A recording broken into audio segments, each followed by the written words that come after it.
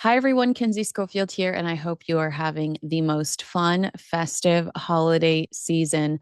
As we wrap up 2025, we are looking back at some of my favorite interviews, some of my favorite guests, and I know that you love and enjoy them too. So kick back, relax, and enjoy your Christmas holiday, your Hanukkah, all the things. And I appreciate you, and I look forward to seeing you again in 2026. Merry Christmas and Happy New Year.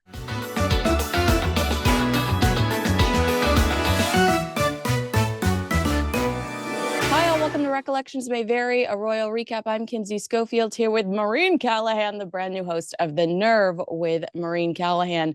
Tell me what you've got in store for us this week. This is the big week where everybody can finally see what you've been doing. And you said something to me in an email. Am I allowed to give it away? Do you want to give it away? What's going Of on course, this be my week? guest. I would love it. So, what is going to be the way that the show breaks down? You're doing investigations, like one investigation, a specific episode. How is this going to work for my audience going forward? Because this episode is going to premiere on the 23rd. Your show actually launches the 22nd. So, what Mhm. can people look forward to going forward? So, yeah, the first episode will be available right now. We're going to drop the second episode on Friday. So, we're going to drop going forward every Tuesday and Friday morning.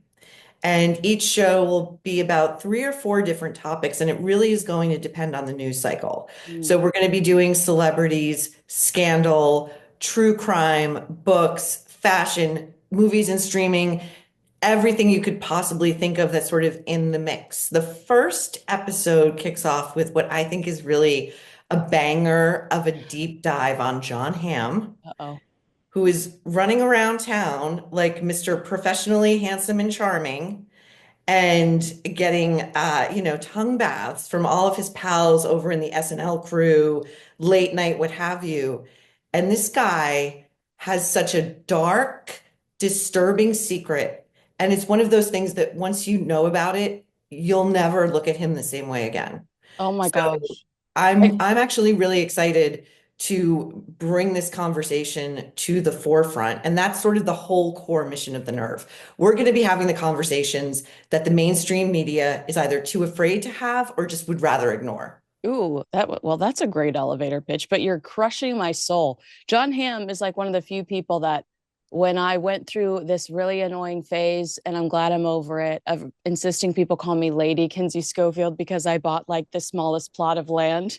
Oh my God, you're He so was one of the funny. few people that was like Lady Kinsey, and I was like, oh, he's so sweet. But now I'm gonna have to watch your show, and it's going to crush my soul, and that's fine. That's called being an adult. It's called I growing. think it's better that we live in the real world, you That's know. true. And like you, I too had a crush on John Hamm in his Mad Men days. I mean, what woman didn't? But Wait, please don't kill Val Kilmer for me, okay? Because I am in a oh, Kilmer obsession right now. So I've got are you? pieces of his art. I mean, I'm your Huckleberry. I've got pieces of his art in my house. I'm wearing Doc Holliday on my chest to sleep at night. Don't do this to me, Maureen. Please save this one for last. I had no intentions of going after Val Kilmer. Now you've piqued my interest, Thank frankly. Oh, all right. Well, let's jump into some Meghan Markle news because, that's why our audience loves us. So we'll go Hmm. straight into it. Did you at all get a peek of Meghan's episode today, which is with the highbrow hippie co-founder? Did you see any of the headlines circulating about that? Are there headlines circulating about I that? mean, Because I check no. the news every morning, first thing, and I saw no headlines about that. You're like, is there did Meghan Markle breaking news, a new episode podcast drops? No, the headline circulating is her glorified explanation for why she became as ever and why she actually refers to American Riviera Orchard as word salad, which made me laugh because that's something we talk about all the time, how Meghan Markle is just full of it, is full of the word Hmm. salad.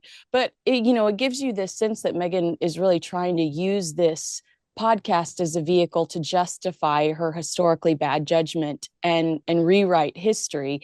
But having her girlfriend on, the creator of Highbrow Hippie, a brand that I think both you and I have only ever heard of because of Meghan Markle I've never heard of it, Kinsey. at all, not even because of No. Oh wow.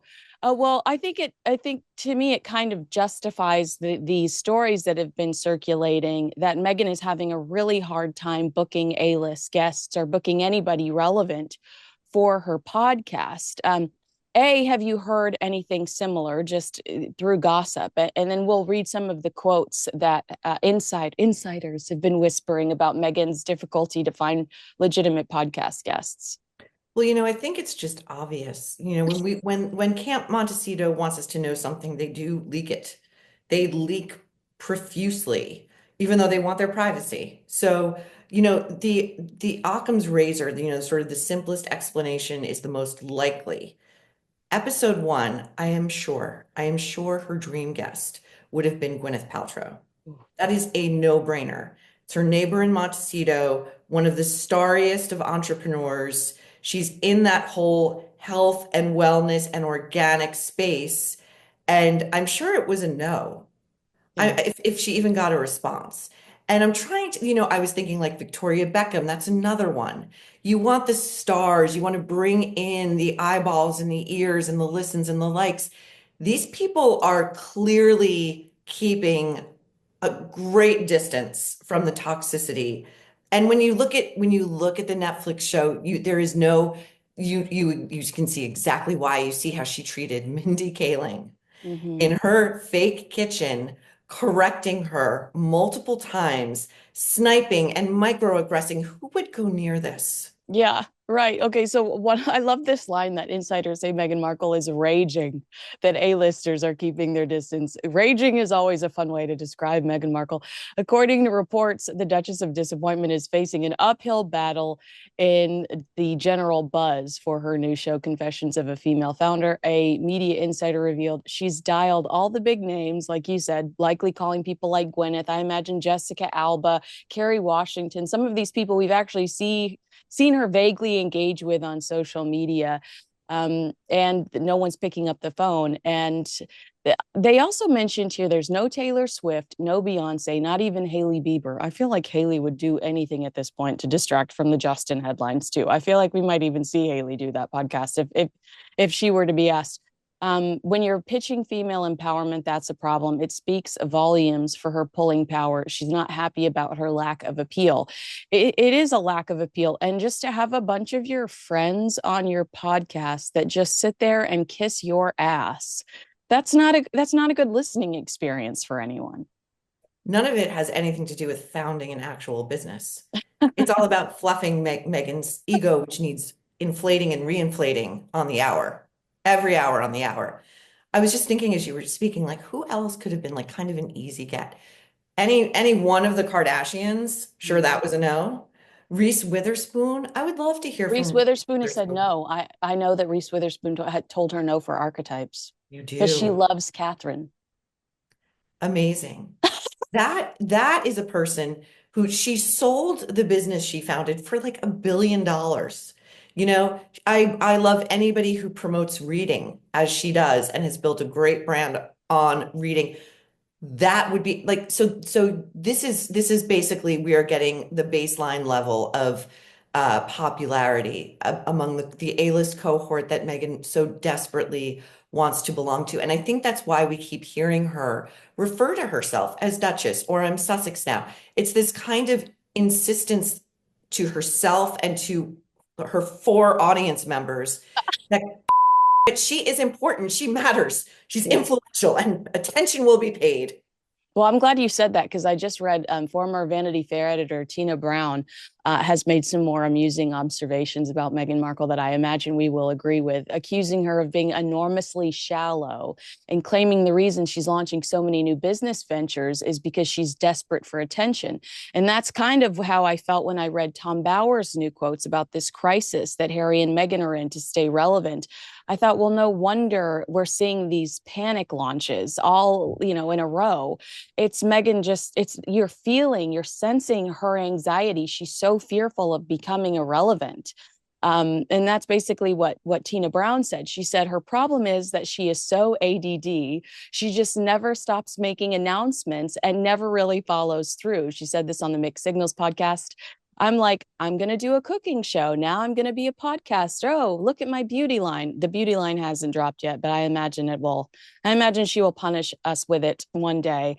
It's like just do all of those things. Don't do all those things. Do one thing really well. She says that Megan seems panic stricken in her business model. And I loved this quote. Maybe she's just so void of self confidence that she's always trying to sort of become an instant Beyonce without the background that built her. She also said she's enormously shallow in her approach to the work that she does. What I hear from everyone is that she's unadvisable, and that is an issue. And she talks about how she does have a really important group of people around her, or did at one point, that were advising her and just got so fed up with Megan sitting in front of them, acting incredibly motivated by the advice she was being given, and then running off and doing the complete opposite. And the point that Tina made that I thought was important, especially watching everything that's going on right now, is she said, unfortunately, Megan is the major advisor to Harry. She doesn't take advice, and he only takes hers. I mean, that is a recipe for disaster. Do you agree with Tina? Do you not agree with Tina? I always get a kick out of what she says. I love Tina Brown, and I could listen to her observations daily. I wish I could get access to that mind daily. I love it. Her book, The Palace Papers, was excellent. Um, I think, it's so funny that observation about like Megan sort of panic throwing all of these launches out there and how it really is only meant to redound to her benefit, right? To make her feel important, relevant, a constant in the headlines really, really lands. And I don't know about you, but like just personally, in the run up to launching the Nerve, I really thought and relied very much on a team of people who know far better than I do. But it feels like everybody out there, like everyone's got a podcast, right? So what am I bringing to people that they're not getting anywhere else? I have to have a reason for existing. I have to have a reason. It better be a damn good one to ask people to spend their free time and attention on my show. And I don't think Megan thinks about her consumers that way. Oh, I don't think she thinks about them at all, frankly. I think she just throws it. Confessions of a Female Founder. Again, Kinsey, I love this name, right? And when in her intro to the show, she's talking about, oh, being a founder can be so overwhelming. And then she goes, woo, like it's the most artificial sigh of exhaustion and excitement I've ever heard. It explains why she really is, was, and remains at heart a suitcase girl. yeah, the Hallmark actress, which is actually an insult to Hallmark actors. I love the Hallmark Channel. Uh, Agreed. but that sigh you just did, I immediately I flashed back to the duck video that she released around Easter of the baby ducks. Did you have the unfortunate Yes, the it was in my algorithm, sadly. Yeah. I mean, how over the top and obnoxious is that? It's baby ducks. Hell yeah, I love baby ducks. But why do we have to see your reaction to baby ducks? Why can't you just show us the baby ducks and your over the top reaction to the baby ducks? That was my exact thought too. In her perfect white outfit, I'm going to say base price a grand, with her hand like this, like, ooh, ooh, baby duck. Look at me. I'm so whimsical. I'm just like a Montecito mama. I'm having this whimsical reaction to nature in my like the whole thing felt staged. I feel like Yeah. those ducks were professionals. She hired them out. We Central did some dry casting, central runs. casting provided the ducks. Who provided the ducks exactly? I mean, you're a 45-year-old woman. You've seen baby ducks before. Yeah, we've all been in nature. We've all been to zoos, but it's Easter, I guess. It's a time of renewal. Megan loves to remind us of her maternal warmth, which again is another thing she's slinging and selling out on the open marketplace. And I, for one, do not buy it. I don't think oh, the Kinsey, the anecdote she told, was it on episode 2? Again, I only listened to clips, but she was talking about how motherhood is her absolute favorite thing. And she can't bear to be away from her children for a single second, even in another room. She can't bear. So when she goes into another room, she has to get her phone out and start scrolling through all the pictures of her children who are just next door so she can get her fix. And then Harry comes in, and in her telling, I swear to God, this is like a verbatim quote. In her telling, Harry comes in and he goes, "My love, can't you just take care of yourself for a moment? Oh Won't my you go God. work out or take a bath?" Who talks like this, Kinsey? Who talks like this? Oh my gosh. Those two are they're the most selfish people I've ever encountered in my entire life. I highly doubt that Megan sacrifices Megan has taken plenty of me time over the last 5 years. We saw it firsthand. That's wild to me that she puts that stuff out there. It's just, I guess it's her kind of like how we talk and about the way that Michelle Obama tries to drop these little hints that everything's fine at home with her and BO in her Mhm. podcast. It's maybe that's Megan attempting to do the same thing, especially when she's sitting on the. Did I tell you that I found out that the Drew Barrymore encounter was entirely staged? Like Megan's team had all of the questions beforehand. No. Megan knew she was going to be asked about Prince Harry. She had that story prepared about always dating. She knew Drew was going to bring out the picture of Princess Diana. And I actually defended her and said, well, I'm glad that she didn't like really lean into the Princess Diana thing. She seemed to be gracious and move on. Well, now I take it all back because now we know that every second of that was staged and approved by Markle's team. Authenticity, Kinsey. Yeah, she's super Nothing good says at it. authenticity like pre-rehearsed questions and answers with Drew Barrymore, who is like she if you can say about Drew this, she is only incredibly sweet and loving and flattering to all of her guests. Her goal is to make you look good. So if you need freaking cue cards to hack a Drew Barrymore appearance, you are in real trouble and you have not an authentic bone in your body. And to the Princess Diana moment, which I Mm, saw in real time, I thought this was an incredibly sweet moment on Drew's part where she's bringing out this photo of herself as a small child, like 7 years old at an ET premiere, handing a little stuffed animal to a very young Princess Diana. Now, if I'm Meghan Markle, which thank God I'm not, yeah, thank God. uh, We wouldn't I be would friends. say, I would say to Drew Barrymore, oh my God, what a moment in your life. You Mm, have had a life like no other. Tell me what that moment was like for you. Tell me what meeting Diana was like for you. But she couldn't do it. She had to dismiss Drew as a mere fangirl. We're talking child Drew at yeah, 7. She goes, yeah, oh, how sweet. How sweet. yeah, No, I'll have to tell H about this. I'll have to just tell him. As if so she's levitating out of that conversation now. She's yeah, no longer on terra firma with the rest of us. She's talking about H, not Harry, who presumably one would think is watching this show and cheering his wife on during her big launch and getting an A-list media hit that most people would kill for, which is going to presumably move some merchandise. Oh, I'll just have to tell him. Oh, you're so sweet. This is why people hate her. yeah. She cannot level down. I Well, can't it's one of the stand her. many I'm sorry for reasons. It's one swearing, of the but many reasons why people dislike her. Well, speaking of which, despite failing to make Time 100's most influential this year, she's invited herself to the summit. She's invited herself to speak at the event, which I just think is horrific. Like, I think that's so embarrassing. You didn't make the list, but you're going to show up to talk. Um, First of all, I have to ask, does it say anything to you about this, the existence of this list, that Blake Lively made it? It's one of Time's most 100 influential. Blake Lively clearly laid down some cash for some cause that she was going to have this boomerang back to her when she needs it. Well, Again, it was NAACP, which makes me laugh because she is the woman that had her wedding at a plantation. right. And wasn't her whole brand that also flopped hard? It was sort of rooted in that sort of plantation-y, Yeah, like, the blog, the lifestyle site. Is yeah, that and what then you're she talking was about? selling stuff. She was trying to be Gwyneth.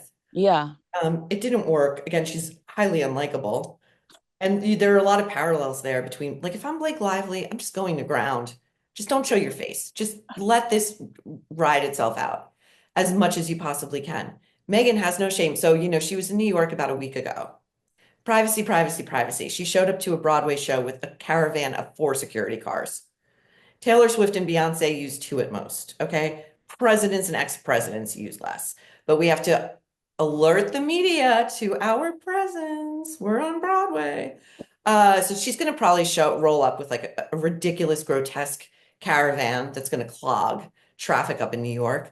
If her previous remarks are anything to go by, and remember, I gutted it out. I took one for all of you guys. I went to that Ms. Magazine event where she was given some meaningless award and had to listen to her word You did. salad. You did. And it was god awful. What is she going to say? Like, if you could just like spitball, like, what do you think her message is going to be to this room full of, let's remove Blake Lively from this equation, but otherwise, like, influential people who are moving the needle in the culture? What is Meghan Markle going to tell them? And nothing of value. And that's what frustrates me so much is they're calling her like the founder of as ever or whatever. I can't remember how Markle, who's Oh, it's described as founder as ever and actress, producer. It's like Mindy Kaling's Chiron on her show. exactly. Actress, producer, friend. Yeah, yeah. Founder of As Ever, actor, producer. And I'm like, As Ever, hasn't even had its first birthday yet. I mean, did you ever even receive your honey? I mean, some customers haven't ever even received like their purchase yet. And what can she say on a stage that's going to inspire Elon? What in God's green earth could she say? It's just it's so infuriating to watch these two fail, Harry and Meghan fail up. That when is somebody going to say, tell them no, you don't belong here. You didn't deserve it. You don't deserve it. You didn't earn it. I wonder if it's kind of just like camp at this point, right? Like maybe it's like, oh, let's see, like they're gonna bring eyeballs to this event. Yeah, So, that's it. That's so it. that's it. But when you were saying that, I was thinking like, do you think Meghan looked at that ridiculous let them eat cake 11-minute joyride in space that Gail King, who has become peak insufferable Gail King, Yeah. and Katy Perry and Lauren Sanchez, and then 3 other people whose names we don't know because they're not fame whores. Do you think she looked at that and said, where was my invite? 100. I thought that a million times as I was watching this. And you know what? You're right. And it bothers me that we don't know their names of the other women because one of the women, and it kills me that I've already forgotten her name, but one of the women wanted to be an astronaut and was brutally had to spend like $5,000 on a kit, and had to through the process of having this investigated. The kit was allegedly destroyed and they never found out who attacked her. And because she was so depressed, she went dark for a while and tried to process it, and then she became an advocate. And now she's actually going back into what she was initially passionate about, which is space, and which is so that is the story we should have all been talking about, not Katy Perry and the Daisy, not Gail King shaking the bell and so. But 100% do I believe that Meghan Markle was like, why was I not there? And Meghan specifically tried to worm her way in with Jeff and Lauren at the second Beyonce concert, the second night she went to Beyonce. So we've seen her hanging around them. We've seen her hanging around Kris Jenner. This is certainly a club that she is trying to insert herself in.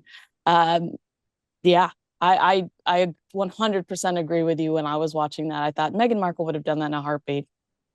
Oh yeah, the first royal in space. Oh Wait, God. the first biracial royal in space. How many firsts can we get up there, right?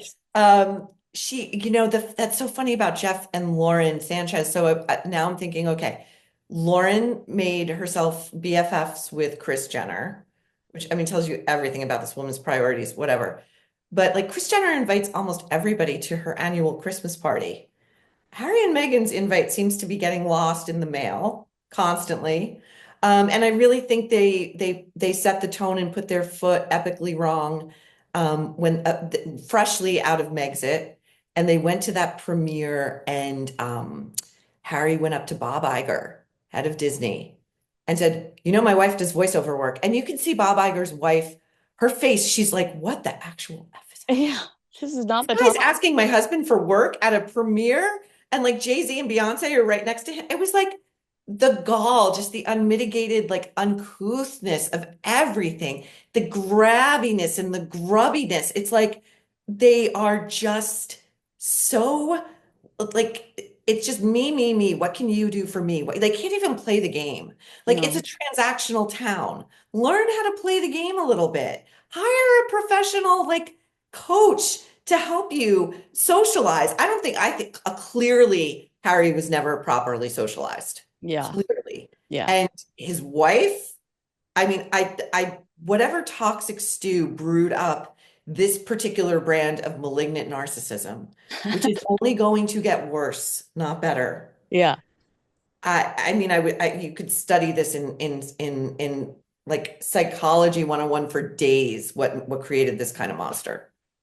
I did read a few years ago that right before Meghan met Prince Harry, she met with a publicist in London, and one of her get famous quick ideas over there was to do theater, like to be the celebrity that they cast for, you know, as Roxy Hart, or you know how they'll randomly throw a celebrity in a role. Mhm. Um, do you think that that might be what she's trying to do? Do you think it was just a sweet little Broadway visit, or do you think that's another one of Meghan's PR, you know, strategies that she's like, maybe I could do Broadway? I don't know.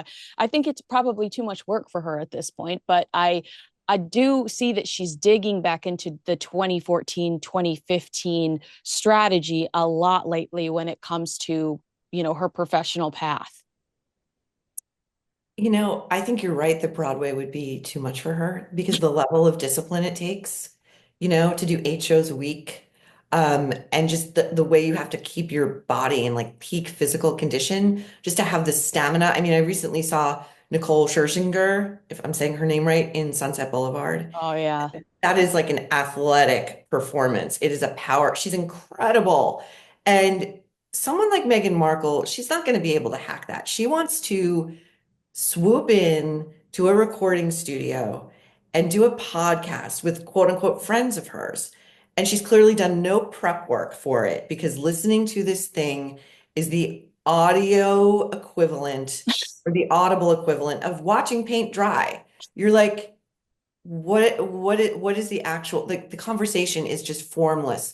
There's nothing. There's just lots of California verbiage, right? It's like intentionality and making space and permission structures to love yourself and really just recognizing and acknowledging in yourself that wanting like working hard is really enough and it doesn't really matter if you execute successfully, right? But just love yourself for working hard enough. And to which I say it actually does matter greatly if you execute successfully, Meghan, because you're seeing the result when you don't. You will have the head of Spotify call you and your husband effing grifters because you did no work on podcast version 1. Yeah.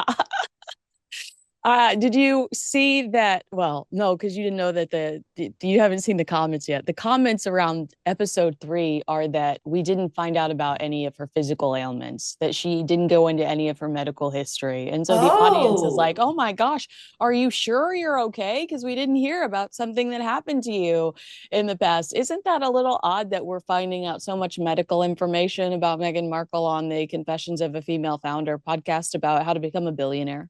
it's so funny you say that, Kinsey.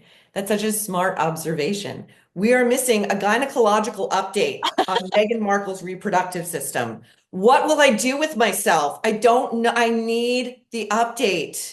I cannot go on with my day without this most personal. Again, I would like my privacy. And I fled the British royal family because they were demanding I give too much of myself. But I'm going to slap my ass down in a podcast chair and tell a bunch of strangers about my gynecological issues. It's Oh my so God. classy and on brand. Um, what do you think about Meghan in August, just a few days shy of her 44th birthday? I doubt she'll actually physically be there, but having to revisit this case she tried to dismiss so many times, this libel case her sister has brought against her. Because Harry and Meghan, according to Samantha Markle, Meghan's half sister, Meghan and Harry build the case in their Netflix docuseries that her sister is a part of some hate group that has brought her down and bullied her. And in response, Samantha Markle says, "I have received horrible attention. You've jeopardized my livelihood professionally, and I've been harassed immensely over the years because of the Oprah Winfrey interview and because of your Netflix series." Now, the case was initially dismissed. This is the appeal. And if things go right for Samantha, it's going to make life for Meghan much more difficult. But do you have an opinion on all of this chaos? I do sympathize with Meghan's family over some of the hate that they receive for speaking out against her. But in Samantha's case specifically, you do see that case built against Samantha in the show about how she has all these, they claim she has all these various Twitter pages and she's harassing Meghan on Twitter. And she's saying that's legitimately not true. And the proof you're offering doesn't exist. So Megan's saying that Samantha is part of a hate group. This is classic out of her toolbox.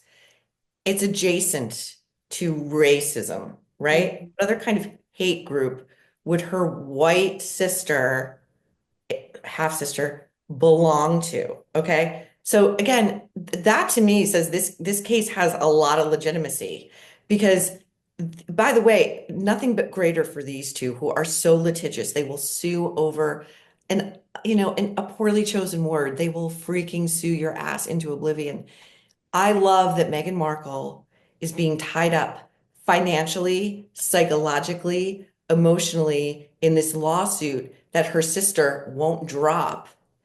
And I love that it's keeping Samantha and Thomas, two of what Meghan Markle clearly thinks are like the hobbits of her family, Mhm. like the unsightly hobbits. So she had to cut them off, because we have to present perfectly at all times. Uh, White dress, ducks. White dress, ducks, ball gowns, sedated dogs. Just my opinion, and I think that dog was sedated on the Netflix show. Because dogs in kitchens typically aren't that calm. They're around Right. food Yeah. and they have smells. They can smell like 10,000 times greater than we do. So Mhm. I think that dog, again. So yeah, I love this for her. I hope it goes to trial. I hope she has to pay Samantha a lot of money to make this go away, which is probably the preferred outcome, but I love it. Yeah, why doesn't she just pay her money to make it go away? Why is she, just does she really think that she has the upper hand? What there was one line that I pulled about um her attorneys, Meghan's attorneys say that Meghan, they said in their past filing an implicit or express statement that Samantha belongs to a hate group spreading disinformation about Meghan is an opinion protected by the First Amendment. The same First Amendment that Harry says is bonkers. But isn't that wild that you can accuse your sibling of something, in this case, so heinous? Because you're right, there are elements of racism there. It not only is this woman harassed every single day because of her affiliation to Meghan Markle and Meghan's version of events, but she says, I have lost professional opportunities because of this.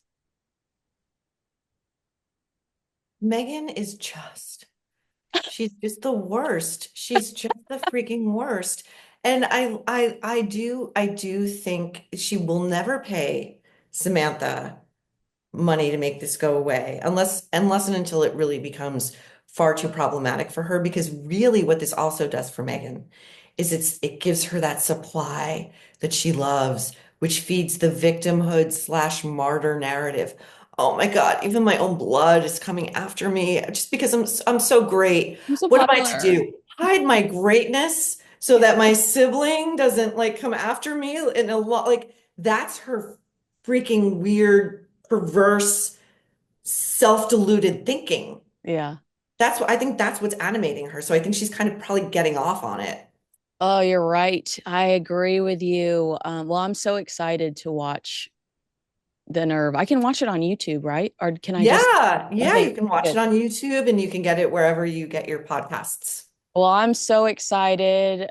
Save the Val Kilmer episode for never. I'm not ready to have that meltdown yet. I'm You I'm reminded me, Kinsey. I I'm forgot going through about my you. Kilmer You phase. reminded me. I'm teasing you, and I thank you for your support. It means a lot, and I hope that you will grace our show with your presence and your wit Oh my somewhere goodness. down the line. I would love to have you on.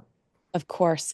Well, I'm so proud of you. Thank You you. deserve nothing but success. You're so smart Thank and you. so funny. And whenever I watch the chat when we're talking, all they're talking about is how smart and hilarious you are. And I'm like, I know, she's my friend. So thank you so much for your time today. I agree with 100% of everything that you said.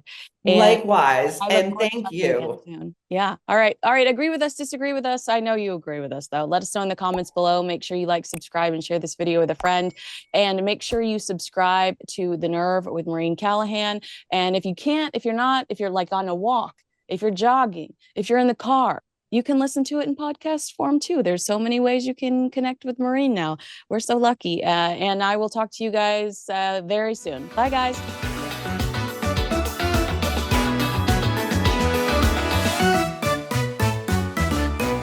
You know, this is one of my favorite products. This holiday, while others are chasing the rush, find your sense of calm with Peak. Peak is a luxury wellness brand powered by rare plants and cutting edge ingredients, offering the perfect remedy for the season's hustle and bustle. Their science backed botanicals, minerals, and vitamins support metabolic function, immune health, sustained energy, and radiant skin. In this festive season, choose serenity as the ultimate luxury with Peak. One of their newest essentials, the Deep Hydration Protocol, is a day to night electrolyte system that keeps your body and skin hydrated while promoting better sleep. Enjoy a focus boost without jitters or crash. The natural balance of caffeine and calming compounds keep you centered and alert all day long. Nutrients in their matcha help curb sugar and hunger cravings, making it easier to stick to your wellness goals. Now, I have been using the deep hydration protocol every night for the past 2 months, and my skin has never looked so plump and dewy. I wake up looking and feeling like I got enough sleep. Ready to gift the glow? Unlock 20% off for life for yourself and everyone on your list. Give the gift of glowing health this holiday season. Get started at peaklife.com/Kinsey. That's PIQUE life.com/Kinsey.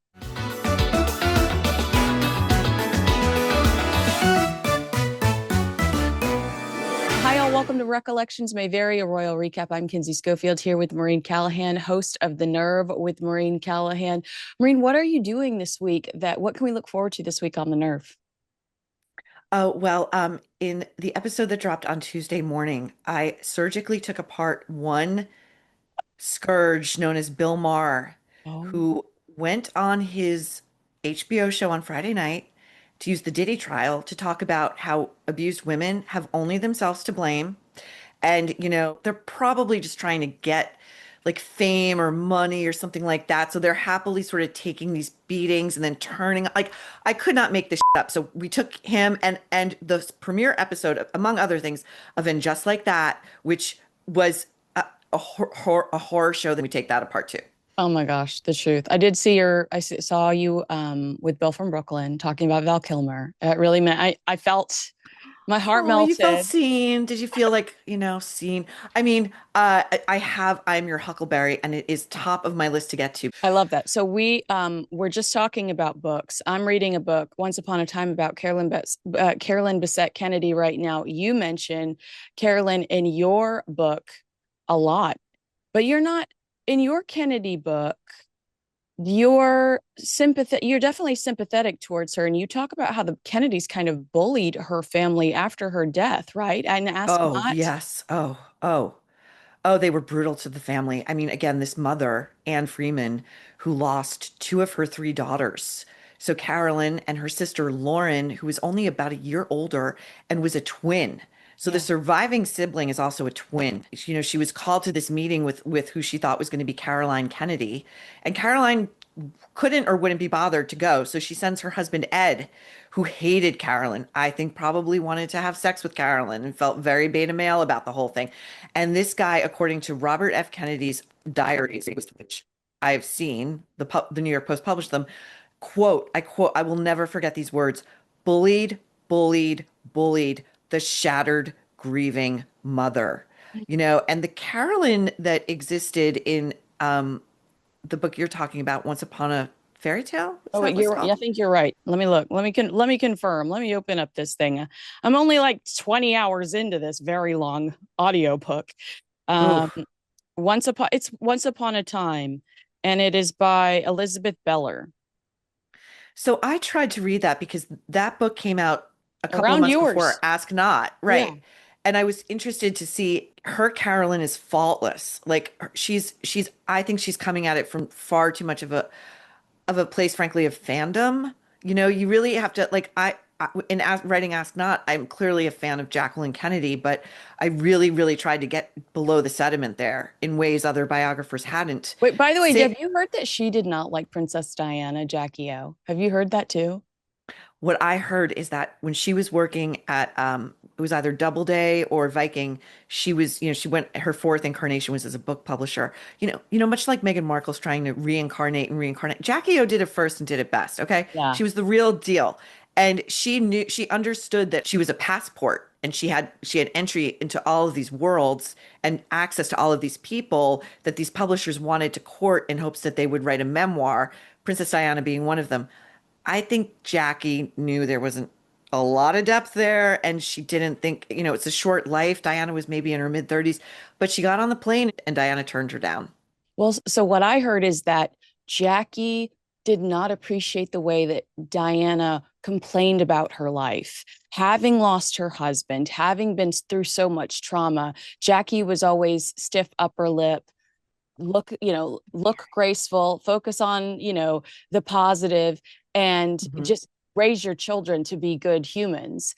And Yes. that's what I heard, that she was unimpressed with the way that Diana complained about her life. And God knows what she would have said about Meghan Markle. But we were talking about Carolyn Bessette Kennedy too, and how much I think I see Meghan trying to emulate Carolyn Bessette Kennedy. And for me specifically, sometimes it's in clothing, but Carolyn could have been a model. She didn't want to be a model. She could have been a model. She had a model figure, and she was an effortless cool that Meghan in her oversized beige that needs an ironing just does not manage to capture. This is such a great talking point. I could go on all day about this. So, first of all, if JFK Jr. hadn't killed himself and his wife and her sister, and I theorize it was a murder suicide. You've got to explain yourself. So, his life was falling apart. The owners of his failing magazine, George, had made it clear to him they were dropping it. And he was busy trying to shop it to any publisher that would take a meeting with him, and nobody wanted it. It was unreadable. It was dull. It was boring. It was kind of like him. Like it had a pretty face, but there was like nothing going on in there. His wife was like, had kicked him out of the bedroom. He was living in a hotel and they were on the brink of divorce. Another personal failing that would have been a humiliation for him. The most eligible man on the planet, the most wanted man on the planet. Thirdly, his own sister wasn't speaking to him over selling Jackie O's estate, like all of her belongings after she died, which she told them to do. She said, "Sell all my stuff. You'll make a ton of money." He didn't want to do it. She did it. They did whatever. And then he griped. He went into the office and had temerity to gripe to his low paid staff. Like, I only got 100 grand out of Sotheby's when that whole was done. So this is who we're dealing with. Again, I don't know whether he was dialed into this wish or not, but like he was told and warned by multiple pilots on that tarmac, do not go up. Yeah. I'm not going up tonight. It is too foggy and dangerous. He was not instrument rated. He turned down an instructor who said, I will go up with you. He was hobbling around on Somebody said crutches. I would take a somebody said I would wait, and he said no chance. Not a chance because Yeah. he's a Kennedy and he's Yeah. gonna, and he had this death wish, like, and he always, it's in the book, like, he would always take the women in his life with him and risk their lives too. I mean, he almost killed a former girlfriend multiple times doing this shit, like really stupid, stupid stuff. So but to circle back to the top thing you just said, if JFK Jr. were still alive, he would be in Meghan Markle's crosshairs. Yeah. He'd be For on his like third marriage by now. He would be in her crosshairs. If Jackie were still alive, Jackie would have read this woman from a mile away. just like Queen Elizabeth. These are seasoned, savvy women. Even when Jack was alive and they were in the White House, he would say, and all of his advisors would say, like, Jackie can read people like nobody else. She could spot a phony, a hustler, a self-aggrandizer, a glommer, if you will. So Megan tries, and the thing with Megan is you can always let's turn, as Megan would, a verb into a noun. You can Okay. always see the try with Megan. That is so true. That is so true. Well, what about JFK and Prince Harry? Because he had to find his own path. His mom, he wanted Mhm. to be an actor. His mom wanted him to be an attorney, but also was quietly telling people she just knew one day he would be president. The Democratic Party wanted him to be president. I think that there were much more expectations with JFK. He builds George because he's trying to find somewhere in the middle. They asked Princess Diana to be the first on the first cover, That's which turns right. out to be Cindy Crawford. Diana would have been great. I think she understood that it didn't make any sense though. It would have just been a great marketing get for JFK. Do you think that you can compare the two? I want to try, but at the same time, I know that JFK Jr. was lost a little bit, but I feel like Harry's really lost because there are less expectations for him. Kinsey, this is a fascinating comparison, and I think the key difference is social media, which did not exist in JFK Jr.'s lifetime. And he had a media that was in thrall to him. I mean, he was in New York, the tabloids, they loved this guy. He loved fame and he loved being famous, and he wore it with a kind of casual sort of elan, and it felt very natural to him.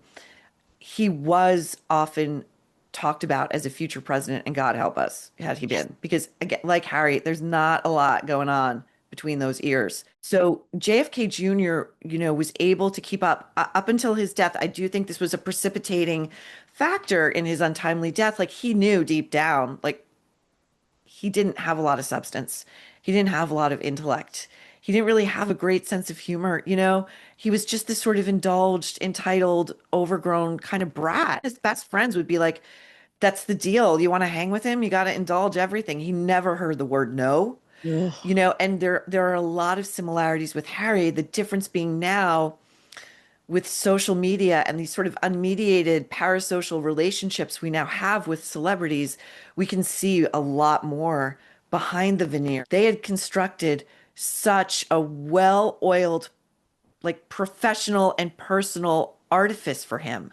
And he had an identity. He was the roguish younger brother, the cheeky prince who could be a little bit more freewheeling because he didn't have the throne, hanging over his head. He's purely animated, it seems to me, just my opinion, by rage and by jealousy.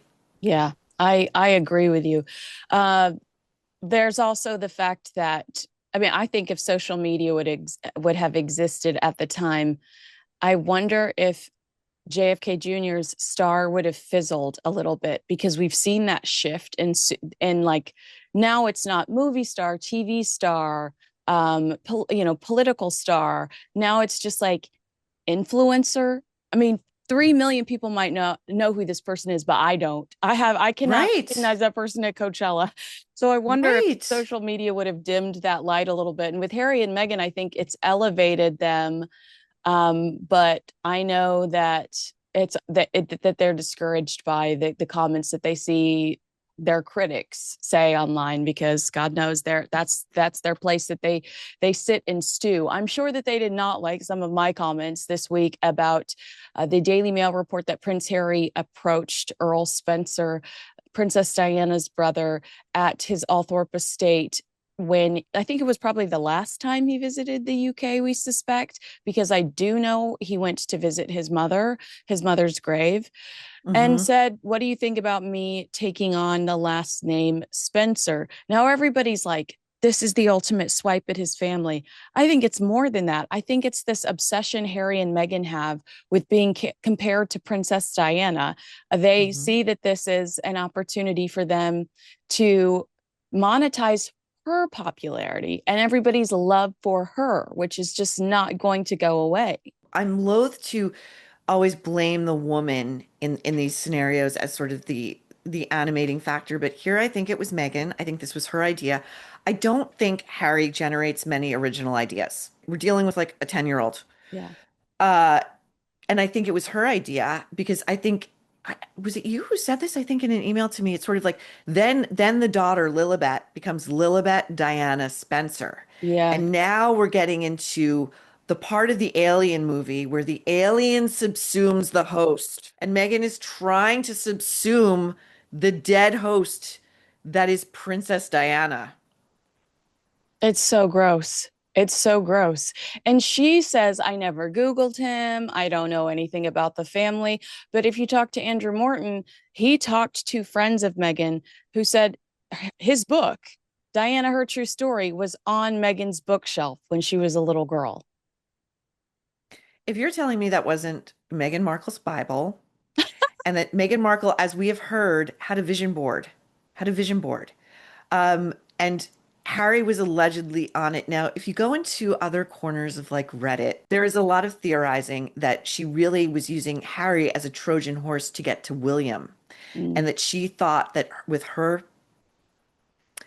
beauty, her charm, her American sauciness, her Californian carefree attitude, she would lure William away from Catherine, and she would join him in ruling the British Empire. And those fears were dashed, and now we're making jam in Montecito, allegedly. I mean, Oh my gosh. Yeah, because remember, it's Tom Quinn's story that said she was a little too touchy-feely for William, that he didn't understand why she needed to hug and kiss every time she saw him.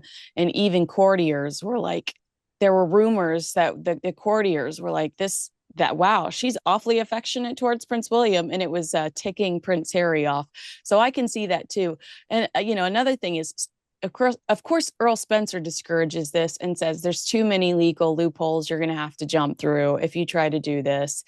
But if you read Tom Bower's Revenge, Bower says like the Spencers were not impressed with Meghan whatsoever. Prince Harry introduces Meghan to Diana's sisters and Earl Spencer. Earl Spencer is already discouraging him from marrying her. He thinks it's too soon. And Prince Harry's like, doesn't she remind you of mom? Doesn't she remind you of mom? And they're all like, absolutely not. Not a single thing about this woman reminds us of your mother. And that disappointed him. But they also warn him, we don't think she's going to fit into the British royal family. I mean, hello, red flag. How many were there, Harry? But it's almost like the Spencers don't want to claim her either. Oh no, nobody wants to claim her. Nobody wants to claim her. And it's interesting the I remember reading that part of Tom Bower's book and thinking like it must be really bad if the Spencers allowed that biographer, they gave him that piece of information. That's just a taste of what they really talk about behind the scenes. Because that's a very, very vicious bit of information to allow to be in the pages of a book and for people to talk about. And it was a very similar thing too with JFK Jr. and Carolyn Bessette. Now, Jackie had died. Um, again, there are some parallels. And Carolyn reminded a lot of people theorized that part of his attraction to her was she had a Jackie Kennedy-esque quality of being quite aloof Mm, and mysterious. And that was something that Carolyn actively cultivated. She knew that the way to get to this guy who could have anybody he wanted was to appear to be the woman that he could not get so easily. And Markle, again, I think we talked about this the last time. Like, remember in the Netflix doc, the first one, she's talking about their origin story and how, they were secretly flying back and forth, but all of the notes that she kept, because she kept everything, she kept everything. We're saving it for the divorce memoir and the divorce Netflix special, yeah, which, again, Redditors have knocked it into my head. Oh, that's why Netflix keeps renewing her. They're keeping her on the payroll for the inevitable divorce special. right. Um, it was her, it was Megan who was actually working a job. She wasn't mining coal, but she had a TV show, who was the one always flying to London, M to London, M to London, M to London. Like, and this jobless layabout is sitting there letting her fly back and forth and rack up frequent flyer miles. Again, lazy, lazy, lazy. Yeah, yeah. But that's not hard to get. I mean, I mean, she did threaten to break up with him, but if you're like getting on a plane for 5 to 6 hours, that is you're making it a little easy. I mean, what do I know? I obviously am not with a prince, but uh, Honestly, Kinsey, I think she was flying from the West Coast, which would have made it like a 10-hour flight. oh my gosh, so when it comes to the Spencer last name, do you think if Harry had done that, that would have done anything positive for I feel like we're constantly talking about the rebrand, the rebrand, the rebrand. This would have been yet another rebrand. Would it have done anything positive for these two? Are there some schleps out there that would have fallen for this? Probably. I mean, she Oh, does have her fans, oh my God. but it's like Meghan can try on as many names. She went from Meghan Markle to Meghan Sussex, and that belly flopped hard, and she's pulled back on that. Now she's Meghan Markle again, or just Meghan. She's just Meghan. I'm just Meghan.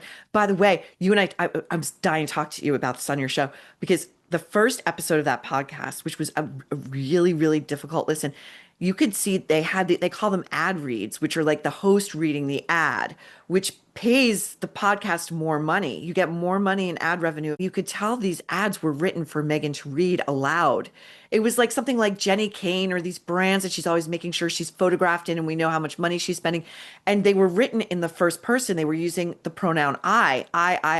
And there was an actress reading them because Meghan Markle, I think, clearly thinks, well, she can do a podcast, but she's not going to do a ad read. She's above an ad read. Okay. Yeah. She's a duchess. We're not doing ad reads on our podcast. I think you're so right. And the way she could have balanced that out was she could have had some true sponsors, but then she could have read them, with her grinding her teeth through it. She could have read them. Hmm. Although ultimately, she just wants to be an influencer. It's not a tough job just to read about an ad. But then she could have, spaced it out with an ad that she's donated, for a cause that she cares about. So instead of us talking about, oh my gosh, Meghan Markle's doing commercials for whatever, we would also have to acknowledge that she's doing commercials for the Boys and Girls Club, and that's so great, or whatever. And then there's a charitable effort in it somewhere, but there's no charity in this stuff whatsoever, unless you consider giving Tina Knowles a little bit of press for a book I would rather die in a fire than read. Let's talk about this episode with Beyonce's mom. You took one for the team. You're honest. Today, you're the martyr, and we love you for it. Thank Did you you. Thank you. I'm not just an astronaut. I'm a martyr. Thank you. you're not just an astronaut. So is she basically just admitting that she can't secure Beyonce? I truly hated the way, what did she say? I'm so happy to be sitting down with you. So glad you reached out to me. That's just classic Meghan Mm. Markle. I am wanted. People want to talk to me. I am important. It's so funny. So on the Nerve, we also did a segment on what a kind of friend that's called the Underminer. Mhm. And we talked to this guy, Mike Albo, who's hilarious, and he wrote the book. It's called The Underminer. It's a comic novel. And the subtitle is Or the Best Friend Who Casually Destroys Your Life. And Megan is nothing if not the ultimate underminer. Like she's knifing Beyonce's mom, okay? A momager who is like akin to, what she and her husband did to get Destiny's Child and Beyonce launched is like what Serena and Venus's father did to get those two launched into tennis stardom. It was like they were grinding it out from a very young age.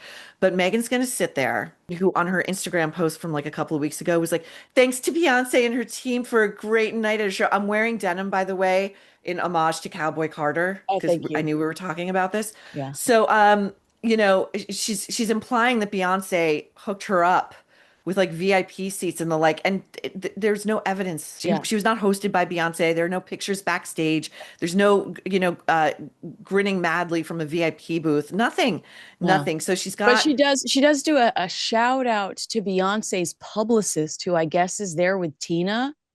And to me, when she's like, "Oh, hi," the woman that's there with Tina, I was like, I bet that's who got her the tickets, not Beyonce. Maybe it was like that. And if that's the best kind of mutual transaction you can get going with Beyonce's team, where you can't get to Beyonce, but you'll get the tickets and you can post about it if you have her mother on your flailing podcast, Confessions of a Female Flounder. Listening to this it was very hard because Tina Knowles does not. come across as a particularly intelligent woman, you Oh know? no. And, nor does Megan, but Megan at least sort of sounds a little bit more professional, you You. know? You know what I mean? Like Yeah. she can elocute a little bit, like whatever acting classes she took got her a little bit of polish. But the level of discourse, I mean, we're talking again, we start out with this garbage language is infecting the culture. You're she says to Tina Knowles, who's by the way plugging not just her memoir, but which she brags about, it's hit number one on the New York Times bestseller list. I think Jay-Z bought those copies in bulk. Just saying. Yeah, Make sure Tina hits. Earl Spencer knows something about that. Allegedly, allegedly, allegedly. It's like what you can just buy copies of your own book and then put them Mhm, in your own little stores or distribute them or do mhm. contests or whatever. It's allegedly what some other people do too. And by Allegedly. the way, when these people go on to hotspot shows such as The View and Whoopi turns and magisterially says, and you're all going home with a copy, those count as book sales. Those Yeah. count as book sales. So there's all kinds of way to goose that stuff. But she says to her, oh, she's also promoting a hair care line, and it's called Sacred, but it's spelled in a very weird way. So like when you look at it, there's this huge disconnect. You're like, what is this? It's called like begins like C and then an E with an accent over the E and then a C and then an R. You would never know what this is. And Megan says to Tina Knowles early on, like, out of authenticity comes originality. And I'm like, I don't even know what that means. Like, and then she goes on the bulk of this really Megan talking about how great she is and great how great as ever is. Oh, I know. Well, let's talk about that because she dropped a few more bombs. Like she's talking about pausing as ever, and Beyonce's mom is like because that's truly who she was talking to. I'm sure Tina's great in her own right, but this she wouldn't have been She's talking Beyonce's to this. mom. She's Beyonce's mom. Yeah. Okay, so Megan's talking about as ever, and Tina says to her, "But then what do you do then?" Talking about Megan selling out as ever, and Megan says. And then you say, okay, we planned as best as we could. Are we going to replenish and sell out again in an hour? Or is that annoying as a customer? Megan, you and I both know that Meghan Markle doesn't think about anyone but herself. So to try to play this all like she's taking a pause for the consumer when she basically made Prince Philip and Queen Elizabeth's lives a living Mm-hmm. hell for the last Mm-hmm. few months, weeks, days of their lives. Mm-hmm. Megan says, I'm looking at it saying, just pause. That happened. Let's wait until we're completely stable and we have everything we need. Speaking about selling out her products, Megan said, that scarcity mentality, which we've talked about, that's all this is. She had 10 pots of jam Mm-hmm. for Mm-hmm. sale Mm-hmm. and then goes, Mm-hmm. I sold out in 10 minutes at the beginning might be a hook for people, but it's similar to a sneaker drop. I don't what you're when you're talking about products, I don't want you to eat that jam once every 6 months. I want it to be on your shelf all the time. This person is crazy. Kinsey, give yourself some credit. That is a front to back multi-level quote. There's multiple sentences that she actually said on her show. And she contradicted herself in the beginning. She says, we sold out, we did the best we could. Again, this is such millennial garbage. Like, Yeah. it doesn't matter that you did the best you could if you fail. Participation trophy. Participation trophy. Participate, right. That means nothing. And if that is indeed the best you can do, then you are a failure. And then she says, they want to think about like, is it annoying if things sell out and you can't? Well, usually a manufacturer has a sense and they'll have stuff in the pipeline to replenish. Again, she would be booted out of Shark Tank in 30 seconds. Then she goes on to, she uses the phrase, I loved the sneaker drop because she's a cool royal, Kenzie. She's the royal who gets what a sneaker drop is. She's the LL royal Cool who knows who J. like Tyler, the creator is, don't mess around with her. She's cool. And then she goes, I want that jam on your shelf forever. Like I want you to keep buying it. So which is it? Yeah. Which is it? Are we dropping it? Are we recontinuing it? She was shocked that products that she again, we're using fancy C-suite words. She uses the word consumables. Projects that are products rather that are consumables. So be they hair care products that go on your scalp or food that you ingest have to go through approval process, like with the FDA. Like, you gotta get that stuff approved. Like, she's a true idiot. She's an idiot. She is. And again, like I know I've said this to you before, but a lot of the time I feel like her main goal when she sits down and does any sort of media whatsoever, including her own, like she's sitting here talking to Beyonce's mother all about Mhm. herself. It feels like her ultimate objective is to respond to you, to me. She is responding to her critics throughout this podcast, justifying stepping back from the jam business, trying to justify all, there's a lot of criticism happening now here in America, over in the UK, about her having all this momentum. It's fun. I saw the Daily Beast. Their headline was Megan steps back from weird jam business. I mean, she's getting knocked Whoa. around. Yeah, she's getting knocked around about this decision. So she gets the opportunity to talk to Beyonce's mom and uses the entire episode to then justify some of her actions. It feels like they spend so much time obsessing over their critics, and their actions show us that. I mean, I might just be big-headed and assume that everything she says is to me, but why waste a podcast episode talking about your recent decisions when you have somebody there, Beyonce's mom or not, that has money in the bank because she's accomplished something? She's a total narcissist, number one. So there's really a real, like, you can hear the strain in her voice when she's trying to feign interest in what somebody else has to say, or what somebody else's, I'll use a Megan phrase, lived experiences. Experience is just experience. Yeah. If you're alive, you're having experiences. Yeah. But it's a real stretch for her to do it. It's painful. You can hear it in her voice, and she also, what we don't talk about is Solange, who was known on the internet at the height of Beyonce's real fame, because she's not really as relevant anymore. Her tour is struggling mightily. Those seats are not selling. Nobody wants to see this tour. But Solange used to be known as Basement Baby, as the Knowles sister who was kept in the basement. She wasn't as hot, she wasn't as cool, she wasn't as talented, and so, Tina Knowles, Beyonce's mom, talks about how there's a 5-year gap between the two of them. Beyonce's the elder, and that she never really had to worry about Beyonce because Beyonce was off doing her own thing, which she was not doing her own thing. She was being groomed by her parents to become a global superstar. Okay. Solange was not. So she had to really try to pay a little more attention to Solange and make sure Solange didn't fall through the cracks. And she talks about how I died, Kinsey, I died. One day a week was Solange's day. Solange's day. So Wednesdays were Solange's day. And that was Hump when Tina day. would spend, great point, hump day, the day everybody's just like, let's get over to the weekend. It's like the grueling day that we're stuck in the middle. And so that's that. She's talking like this is a great thing. And what's really clear to me, at least, is that those other 6 days are Beyonce's days. Okay, Yeah. that's the money maker. It's all the money. It's all going there. It's so effed up. And like, but Megan's sitting there going, wow. What, as if she's again like raising these children on her own, which I believe there's an army of nannies taking care of that. But Yeah. No, Megan is now like, Archie gets hump day. Poor Archie.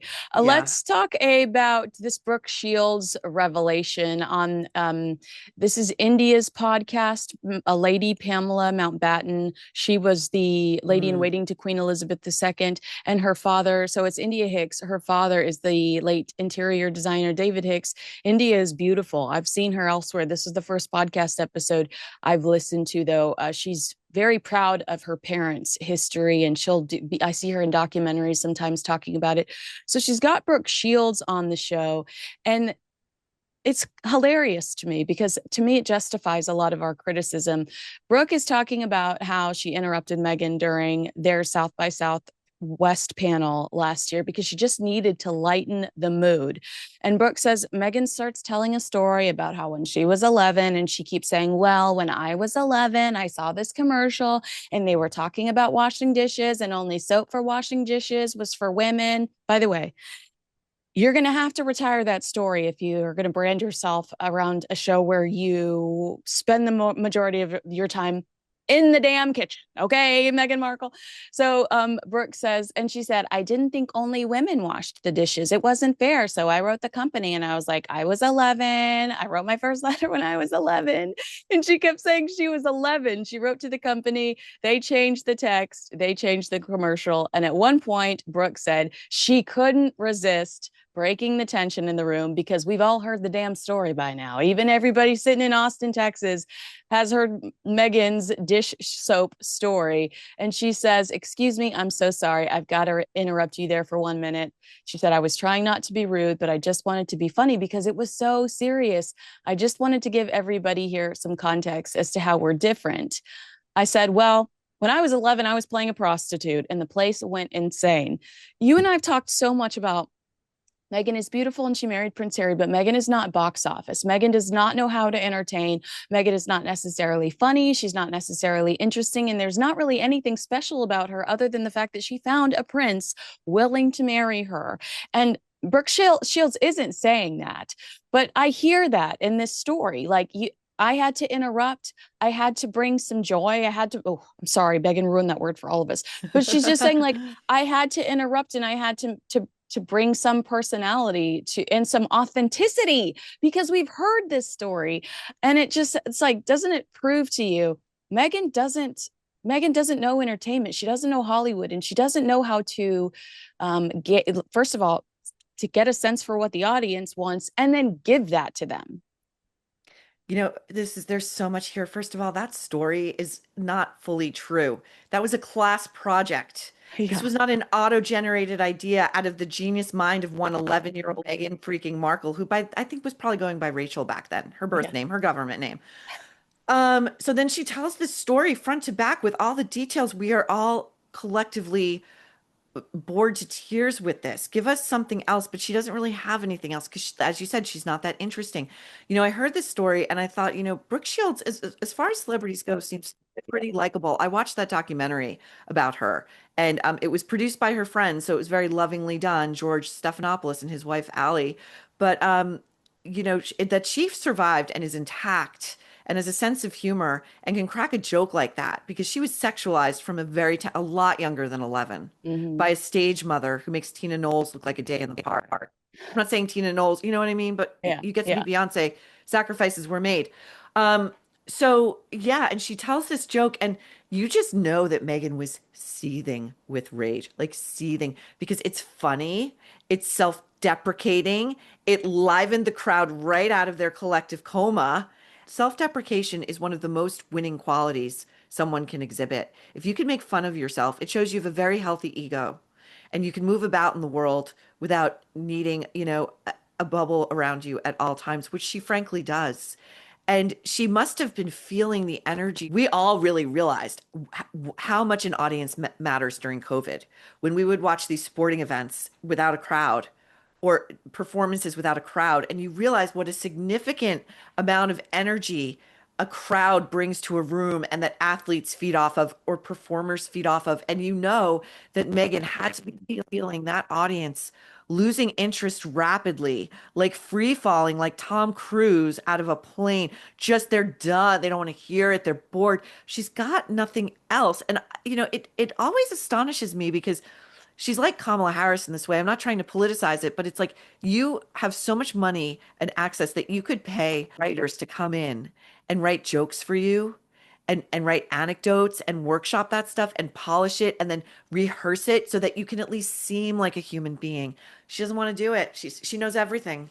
You're right. You're right. Imagine if she made jokes about not fitting in, or imagine if she made jokes about getting kicked out of somewhere or something. I mean, it would be hard for people like us to acknowledge that it was clever, but we would have to do it. But she just is she it's her way or the highway, and she thinks that her and Prince Harry are the smartest people in the room. God help us all.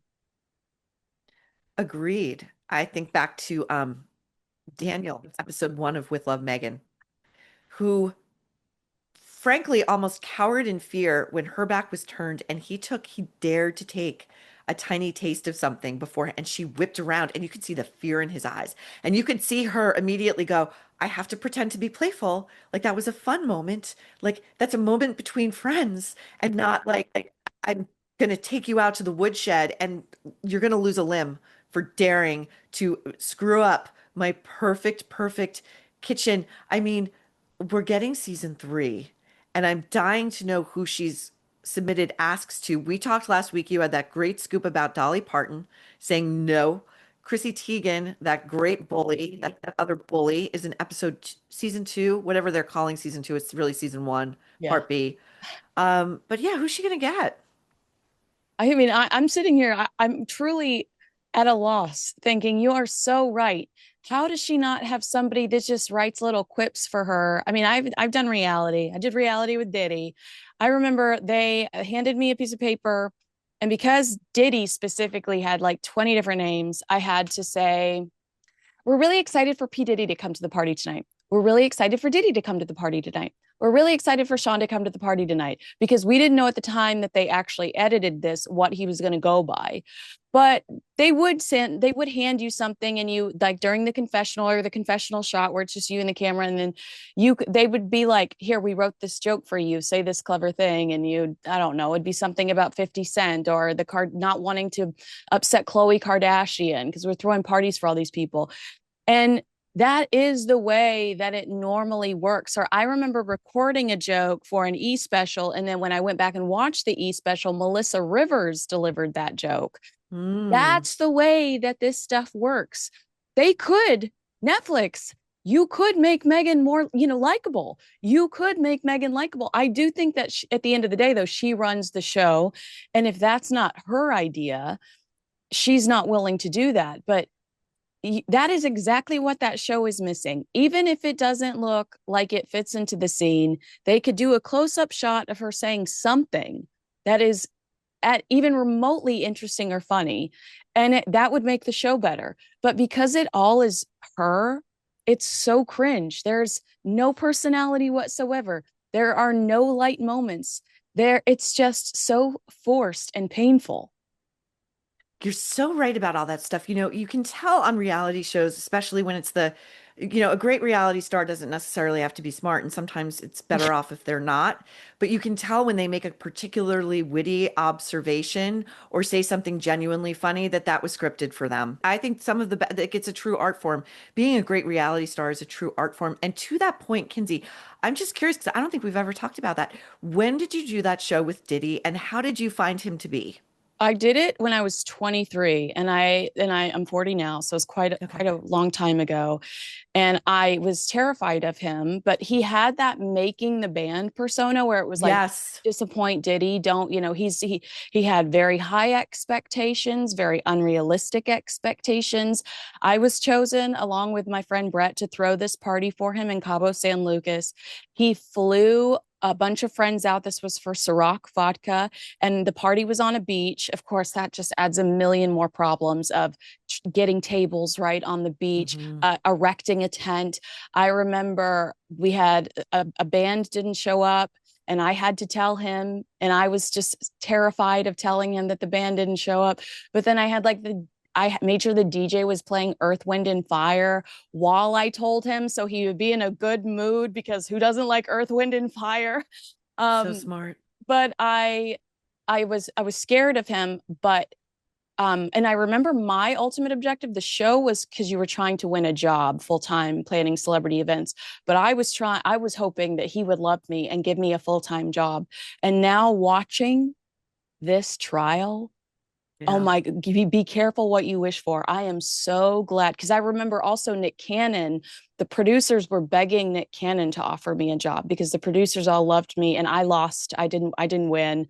Brett Mhm. won, but everybody was begging Nick Cannon to give me a job too. And I'm just like, thank God that things Yeah, didn't you'd be go my tending to one of his 20 kids, you way. know? But how interesting is that you're surrounded by cameras and a crew. Things that are recording. So you should ostensibly feel safe, but you felt frightened by him. Yeah, Frightened. You were terrified to tell him that a band dropped out. right. Like or that like a table would be askew on shifting sands. Yes. I mean, Honestly, it all worked out as it should because now you're here, like having these incredibly entertaining, informative conversations. You live to tell the tale. But could you imagine if you had found yourself in Diddy's world? That would not have been good for you. No, not at No. all. And I did an interview this week with Court TV, and they were talking about Capricorn and how Yes. and just how she there were so many horrific instances where you would assume, and goes to Bill Maher's point, Bill Maher's Hmm. conversation too. As a normal person, I think we sit back and we go, why didn't you walk away then? But when you are so green and you are obsessed with your dreams and you are so afraid that Diddy can destroy, no matter all of the hard work you've put in over the last few years, there is one person out there that can make sure you never work again. Yep. You're paralyzed. Like you're just trying to work. You just want to make your dreams come true. And you've built up this resume with him, and now he can make sure no one in this industry ever hires you again. So I think it's unfair for people to criticize the people that stayed on after some of the horrible things that happened because they feel so stuck. And Diddy can make one phone call and make sure that you never work in this industry again. And then what are you supposed to do when you've invested all this time in this one industry? Exactly. We've heard so many actresses say the same thing about Harvey Weinstein. Yeah. He blackballed me. He told people I was crazy. I was too difficult to work with. Like, don't go near her. And careers died in their cradle. And the thing too, the Capricorn, so she was one of his personal assistants. And the other thing that, there were grown men who testified who have been testifying in this trial, that men twice the size of Diddy, men who frankly could take him out back and do a number on him, who said they had to stand there and watch him beat Cassie, because he said, excuse my language, I'll kill you. I'll Yeah. kill you. I'll kill your family members. He threatened people. I mean, if we want to really go back and if he gets convicted and these cases should really, really be reopened, I bet you there's a lot of dirty cops involved. And I think that's why they've never been solved. Biggie and Tupac, Oh I my think it was gosh. Diddy. Oh my gosh. Yeah. I mean, that is a serious conversation that's happening today, which I never imagined. I mean, think about all the money he Yep. made off, although he has to send Sting quite a bit of cash daily. Think about Yep. all the money he made off of the death of Biggie because he completely monetized that. All right. Well, I've taken up too much of your time already, but Never, I'm never. so glad we got to catch up today. And you can head on over right after this and watch Maureen's The Nerve on her YouTube channel, The Nerve with Maureen Callahan. And I look forward to seeing what you guys discuss next. I'm really enjoying the content so far. Oh, thanks, Kinsey. Thank you. And thanks for coming on the show too and being such a great, supportive, just friend and cheerleader. I never take it for granted when you give me your free time. And I Oh my love talking to you. So I love talking to you too. We've gone off topic like 12 times, but I enjoyed this conversation more than every same. other conversation. We've got Diddy, we've got JFK Jr., we've got it all on this episode. All of it. So fun. Who Uh, thought? I never thought we'd start with JFK Jr. and end with Diddy, but there oh you my, go. I know. Also, we have to figure out, remember that last week, I haven't done enough investigations into this, but we've got to figure out who the donor is that donated to one of Diddy's causes and Harry and Meghan's. Oh my God. That is a great thread to pull on. Great thread. Do you have any theories? I truly not at this point in time. Not at this point. I mean, Kardashian. I mean, I don't know. Not at this point in time. No, I don't think it's a Kardashian because they have been keeping their distance. they have. That's Well and truly, the two theories going around about who the momager would be on her special podcast drop, it was either Kris Jenner or Beyonce's mom. And I was like, there's no way it's Kris Jenner. She's too smart. She's staying away from that mess. right. That also for Megan to interview Tina right now with the Diddy stuff going on because Jay-Z loved Diddy, and I'm Yes.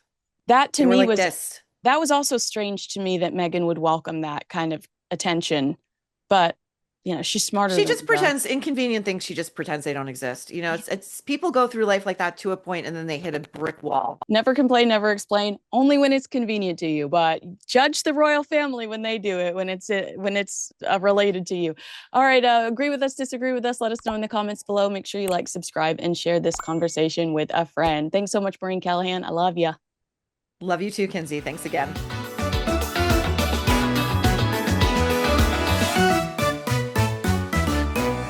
Hi, welcome to Recollections May Vary, a Royal Recap. I'm Kinsey Schofield here with Maureen Callahan, host of The Nerve with Maureen Callahan. We did an excellent episode that aired this week about Meghan Markle's wine drop and Prince William's disappointment in the fact that Harry and Meghan would think it would be okay to drop it on Princess Diana's birthday after she was taken from us, allegedly linked to a drunk driver.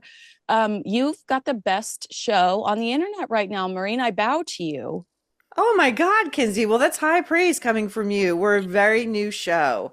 So we're in our third month so Wow. far, but we're kicking up a fair amount of dust. I'm enjoying it. It's really fun. Meghan Markle could take a few notes considering the fact that she just gets through one season. And then she gets dropped allegedly. I mean, we're always told she stepped back. It's very Anna Wintour adjacent. Leaving of my own volition. Okay. Okay, yeah, enjoy. Well, let's talk about Meghan Markle's rosé launch because we were just online. It's launched right as we started checking it out. Today's the day. Meghan's added a 2023 Napa Valley rosé to her as ever product line. This is her first move into the alcohol market, and this is after a string of high profile setbacks tied to Markle's various ventures. We talked about the podcast failing, whatever happened to American Riviera or Orchard, rest in peace. If I had some Meghan Markle rosé, I'd pour one out for American Riviera Orchard right now. I'd pour one out for my homies. And but this latest release suggests this persistence really in establishing a foothold in the lifestyle space, with which I think Gwyneth owns, despite a pattern of short-lived projects and brand direction. Can you tell me about the contrast between Meghan's ambition and the outcome? It always feels like she has much bigger expectations for herself. I would say put Meghan Markle's and her ambitions on the west side of the Grand Canyon and put the outcomes of said projects on the east side of the Grand Canyon. And the yawning chasm in between is the ability to execute. Yeah. Now, in her world, as we know from her podcasts, doing your best, if you're talking especially to like Jamie Kern-Lima, like doing your best is everything. That's it. You just did your best, and then that's all that matters. And it's actually not what matters. Yeah. It's actually executing for your consumer. And I honestly also, I don't know who Meghan's consumer is. I don't know that she knows who her consumer is. I don't think she knows who her consumer is. I'm looking at the website. It's still available right now, but the minimum you can buy is 3 bottles for $90 plus $20 shipping. If we buy 6 bottles, we save 12%. And if we buy 12 bottles, not only are we potentially an alcoholic, but we save 17%. So to me, I think this is just another scheme to justify a quick sellout because you have to buy 3 bottles. Not only that, but the increasing percentage of the discount if you buy more volume, I would imagine is completely canceled out by the increase in shipping costs because of the weight and freight of it. So, Yeah. you know. Oh my, the weight and freight. That's going to be our band name. Or if one of us ever writes a book about Meghan herself, I don't know, I feel like the weight and freight says so much, you know? The weight and freight of being the Duchess, the weight and freight. Yeah, we could go. Yeah, anyway. I like it. I like it. What was your reaction to, because I called you almost immediately with my Prince William story because I thought it was pretty impactful. What was your Incredible. reaction to Prince William? eh, Thing in my mind, I was disappointed in myself that I hadn't connected the dots and immediately thought an alcohol brand on Diana's birthday, which we believe is intentional because of the outlets that pointed it out. It wasn't the first reaction wasn't she's launching this on Diana's birthday. Somebody had to whisper in someone's ear, she's launching it on Diana's birthday. And so I am disappointed in myself that I immediately didn't go, oh my gosh, Diana died in the car with an allegedly a drunk driver. He was drunk. The blood alcohol levels proved that Henri Paul, I believe was his name, was drunk. I think you're being too hard on yourself. I really think you need to really as is the parlance of the culture, give yourself some grace, Kinsey. Like it is too much for the rest of us to have calendars that cross-reference every single meaningful date amongst the royals, and then what any given interloper or troublemaker is doing on the outside to try to capitalize on those. Or, I believe she's intentionally also trying to provoke Prince William and provoke Catherine, Princess of Wales. I really believe it. I think that she is animated purely by resentment, grievances, and I think hatred. I think some of it's self-hatred. I think some of it is outwardly directed. It's misguided. Not for nothing. Also, we've had a lot of reports coming out. You were pointing out the Sally Bedell Smith revelations about the Queen and her great disappointment and her grave alarm Yeah. over Harry marrying Meghan and the wedding dress thing. I mean, oh my God. We have to talk about, I didn't realize this because it was one line in a Daily Mail story that I totally glossed over, but the Daily Beast wrote an entire article based on this one line in the Daily Mail I'd missed. So thank God for the Daily Beast, which I say rarely. Meghan Markle is changing the white label supplier that makes her as ever branded jam, tea, and flower sprinkles. Her products have been available for a grand total of less than 2 hours in the 3 months since they went on sale in April. There are repeated sellouts, which hint at a lack of control. Another sellout scenario, they're talking about the wine, could risk tipping the brand from buzzy exclusivity into operational embarrassment. One quote I pulled was from Eric Schaefer. He's a reputation and crisis strategist for public figures who told The Express, Meghan Markle risks being named Duchess of Fake Stock if her wines ends up selling suspiciously quickly. But fast forward to today, fans fury as Meghan Markle's new apricot spread oversells, with disappointed customers who paid for orders left empty-handed and offered refunds instead. How has she allowed this to happen yet again? Because this happened with the honey last launch. I don't understand. I don't want to give her too much credit. I have a couple of questions. When you say white label, she's changed her white label supplier. Does that mean the literal supplier of the labels that were peeling off the preserve spread in the first inaugural round? No, what Kris Jenner's round? Kris Jenner got the homemade jam. No, I mean the round that was available to us plebes. Yes, I believe so. It's Tea Republic, something Republic Tea, where they say that is who initially was helping her with it. And No, Kinsey, Republic of Tea. So I had someone email me, someone over at the Nerve, who had found a deep dive on Reddit. So apparently there is this company called Republic of Tea yes, that makes tea, and allegedly Megan just bought supplies of tea bags from them wholesale well, and look, repackaged them. a source close to Meghan confirmed to the Daily Mail that Republic of Tea makes her as ever raspberry spread, but said the supplier was changing. And then the Daily Beast goes on to say, that was intentional. Meghan never lets us know those types of things. She's trying to point fingers at somebody else and point the blame at somebody else. I'm so confused. I'm complete, and this makes sense. This is the brand. Yeah. Brand Markle is confusion. Yes. What the F is going on over here? I Right. don't get it. I don't.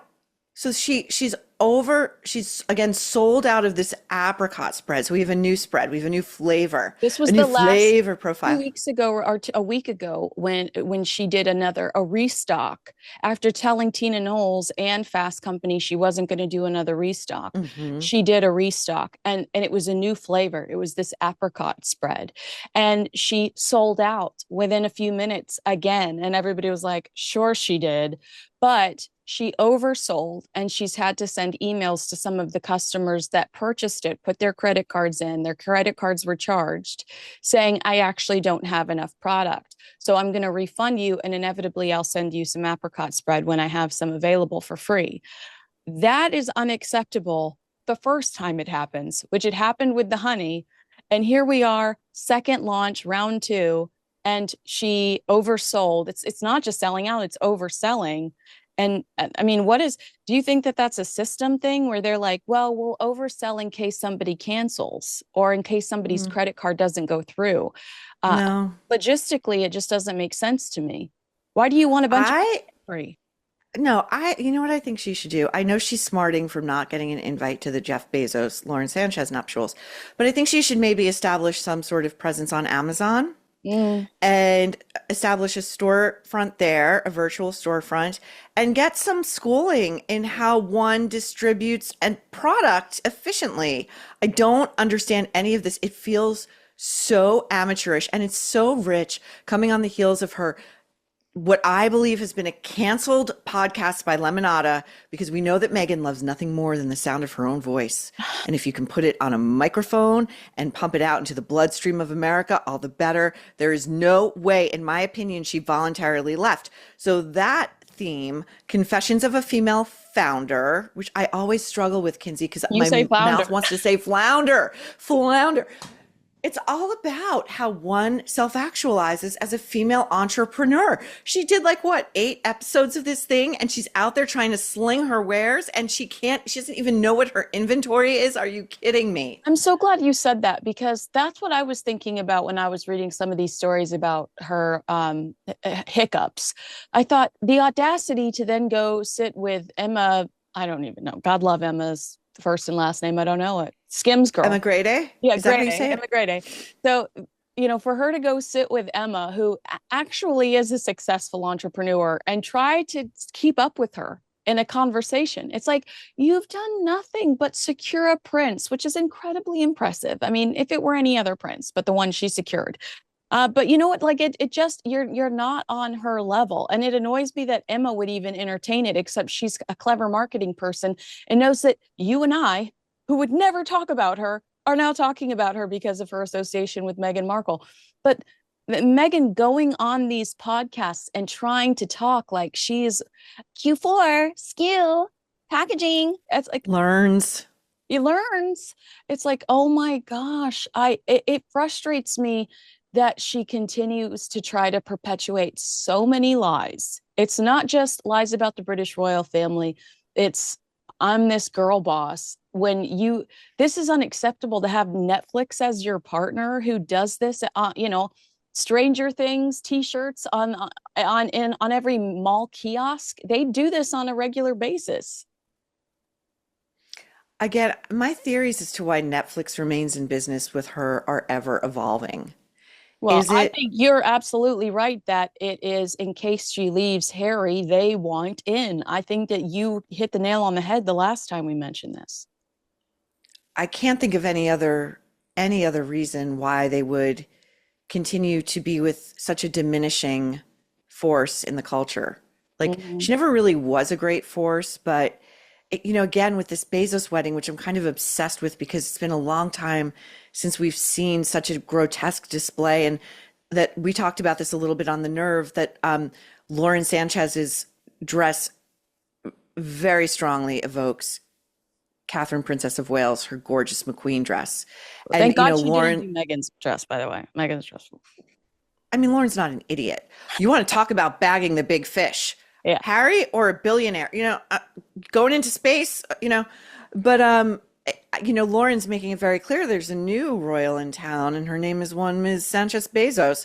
And I think that, Meghan is smarting from not having been included in that wedding. She's maybe feeling usurped a bit. She's panicking, I think. And I also don't think her heart was ever in manufacturing teas and preserves. I think that she is throwing the proverbial spaghetti at the wall and seeing which noodle will cling the longest. Hmm.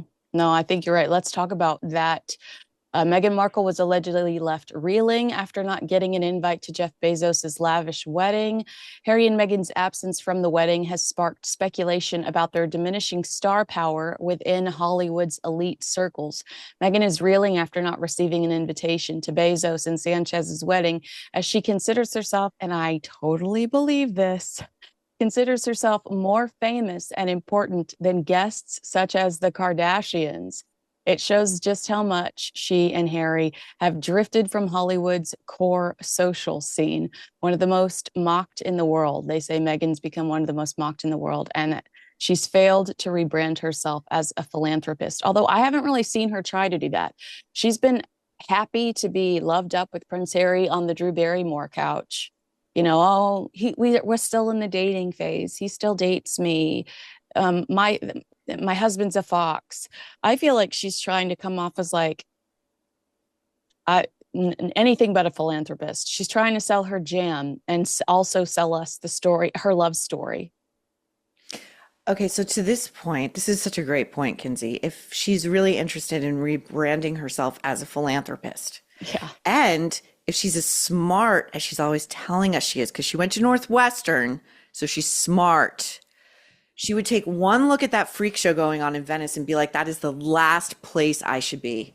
That is the last place I should be. I was listening to somebody, this was such a smart observation, who was saying, imagine the luminaries, the power players who got that invite and were smart enough to turn it down because they knew what it would look like.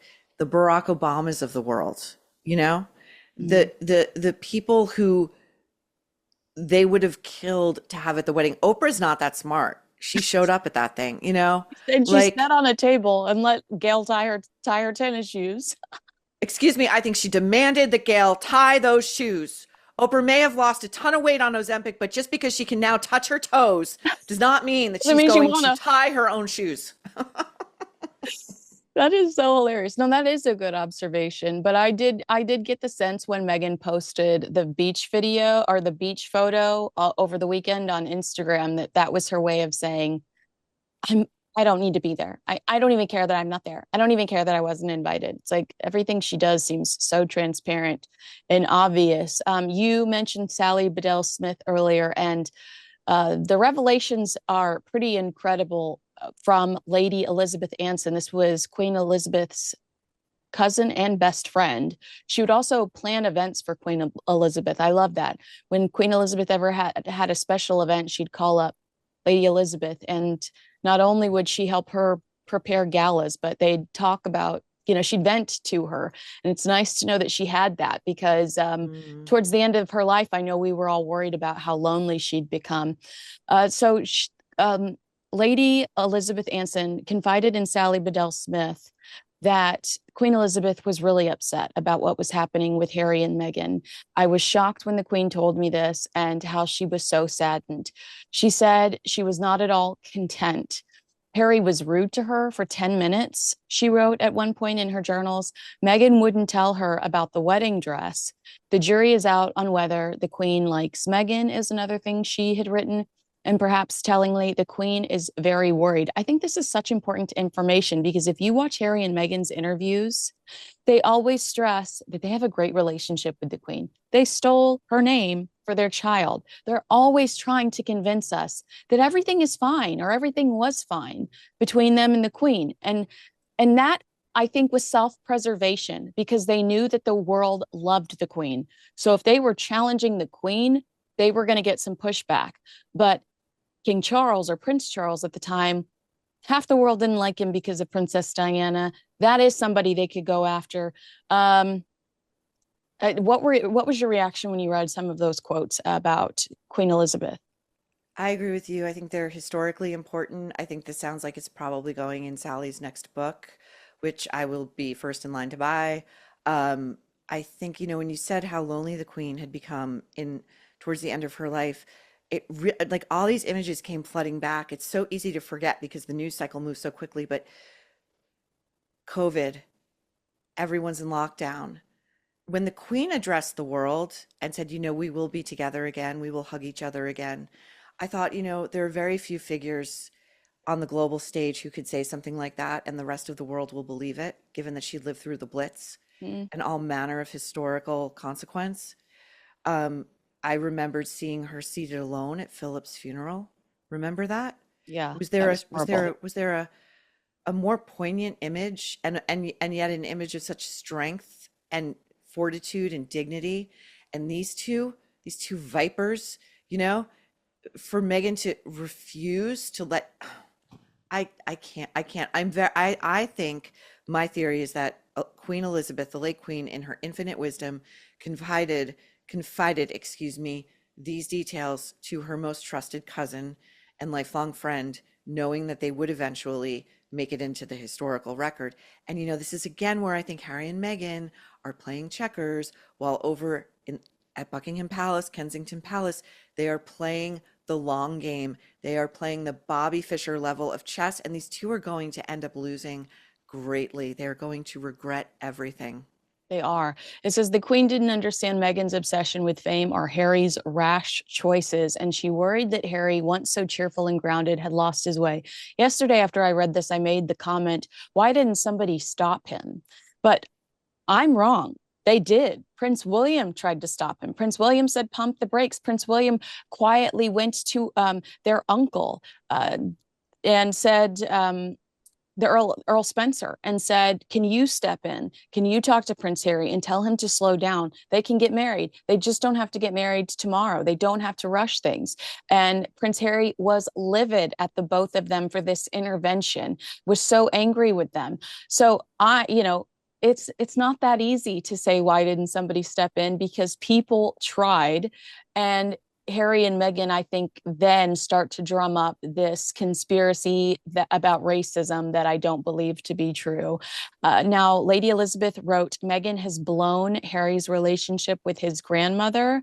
And she explains the Queen trying to find out about the wedding dress, and Meghan wouldn't tell her. It wasn't just about the dress, it was about inclusion, again, about the Queen being lonely. It was about tradition. In the Queen's eyes, it was about respect. This is the Queen. All eyes are on this wedding because of the Queen, and Meghan's trying to keep secrets. And that wedding made Meghan a star. Before, she was just Harry's girlfriend. Mm-hmm. Overnight, she becomes a duchess. How Mm-hmm. ungrateful is this human being? And how I'm trying to search for really the the proper word.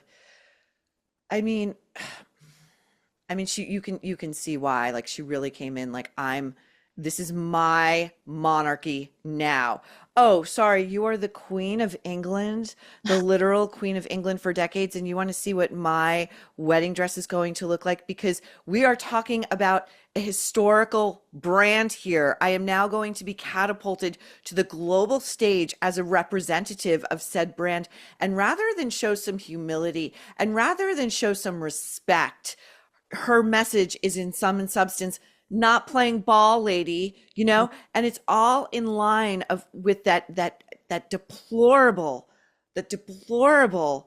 moment in the first Netflix documentary, where Meghan mocks curtsying to Harry's grandmother, to the late Queen, and Harry sits mutely by like the eunuch he is and allows for that to happen.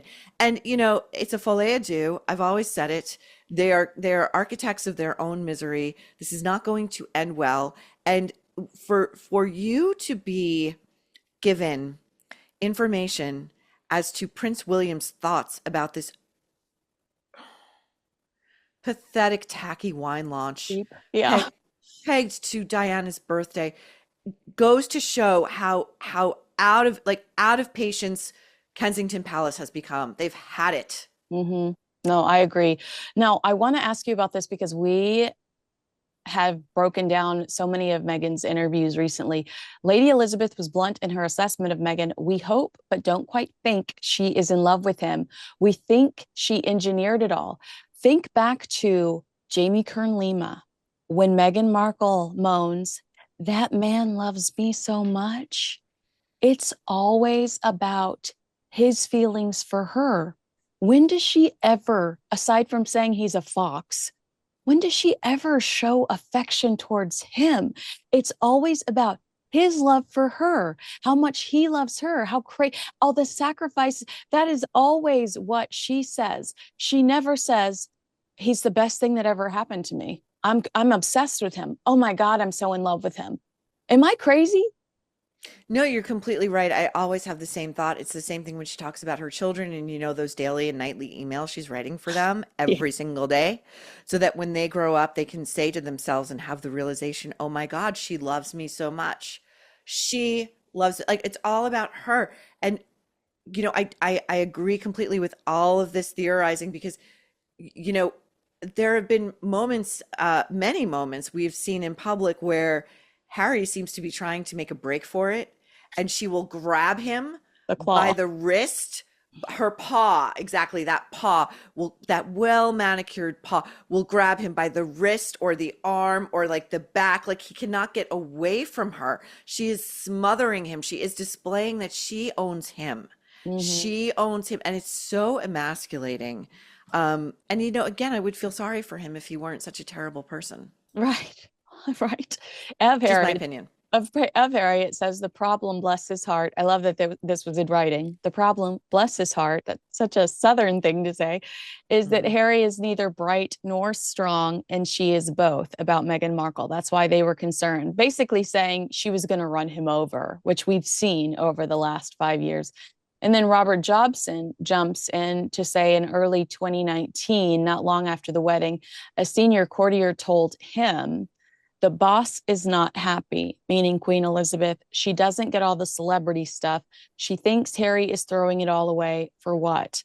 So they had more of an intuition about how terrible this was before we did. I mean, we heard about brides bridesmaids dresses and crying, and we thought we I think we chalked it up to the stress surrounding a wedding and everything going on in Meghan's personal life with her father, but they kind of realized that she was a tyrant well before we did, well before it was on our radar. Well, imagine the changes in demeanor, affect, and even the way Harry interacted with those closest to him, right? He was mean to the queen. He was mean to the queen for 10 minutes. I mean, that's got, if the queen is repeating that he was Hmm. ugly to her for 10 minutes, that stayed with her. And that's what she was willing to let out for the historical record. Yeah. There's a bunch of stuff we'll never know that was even worse, you know? Um, William, the fracture with William.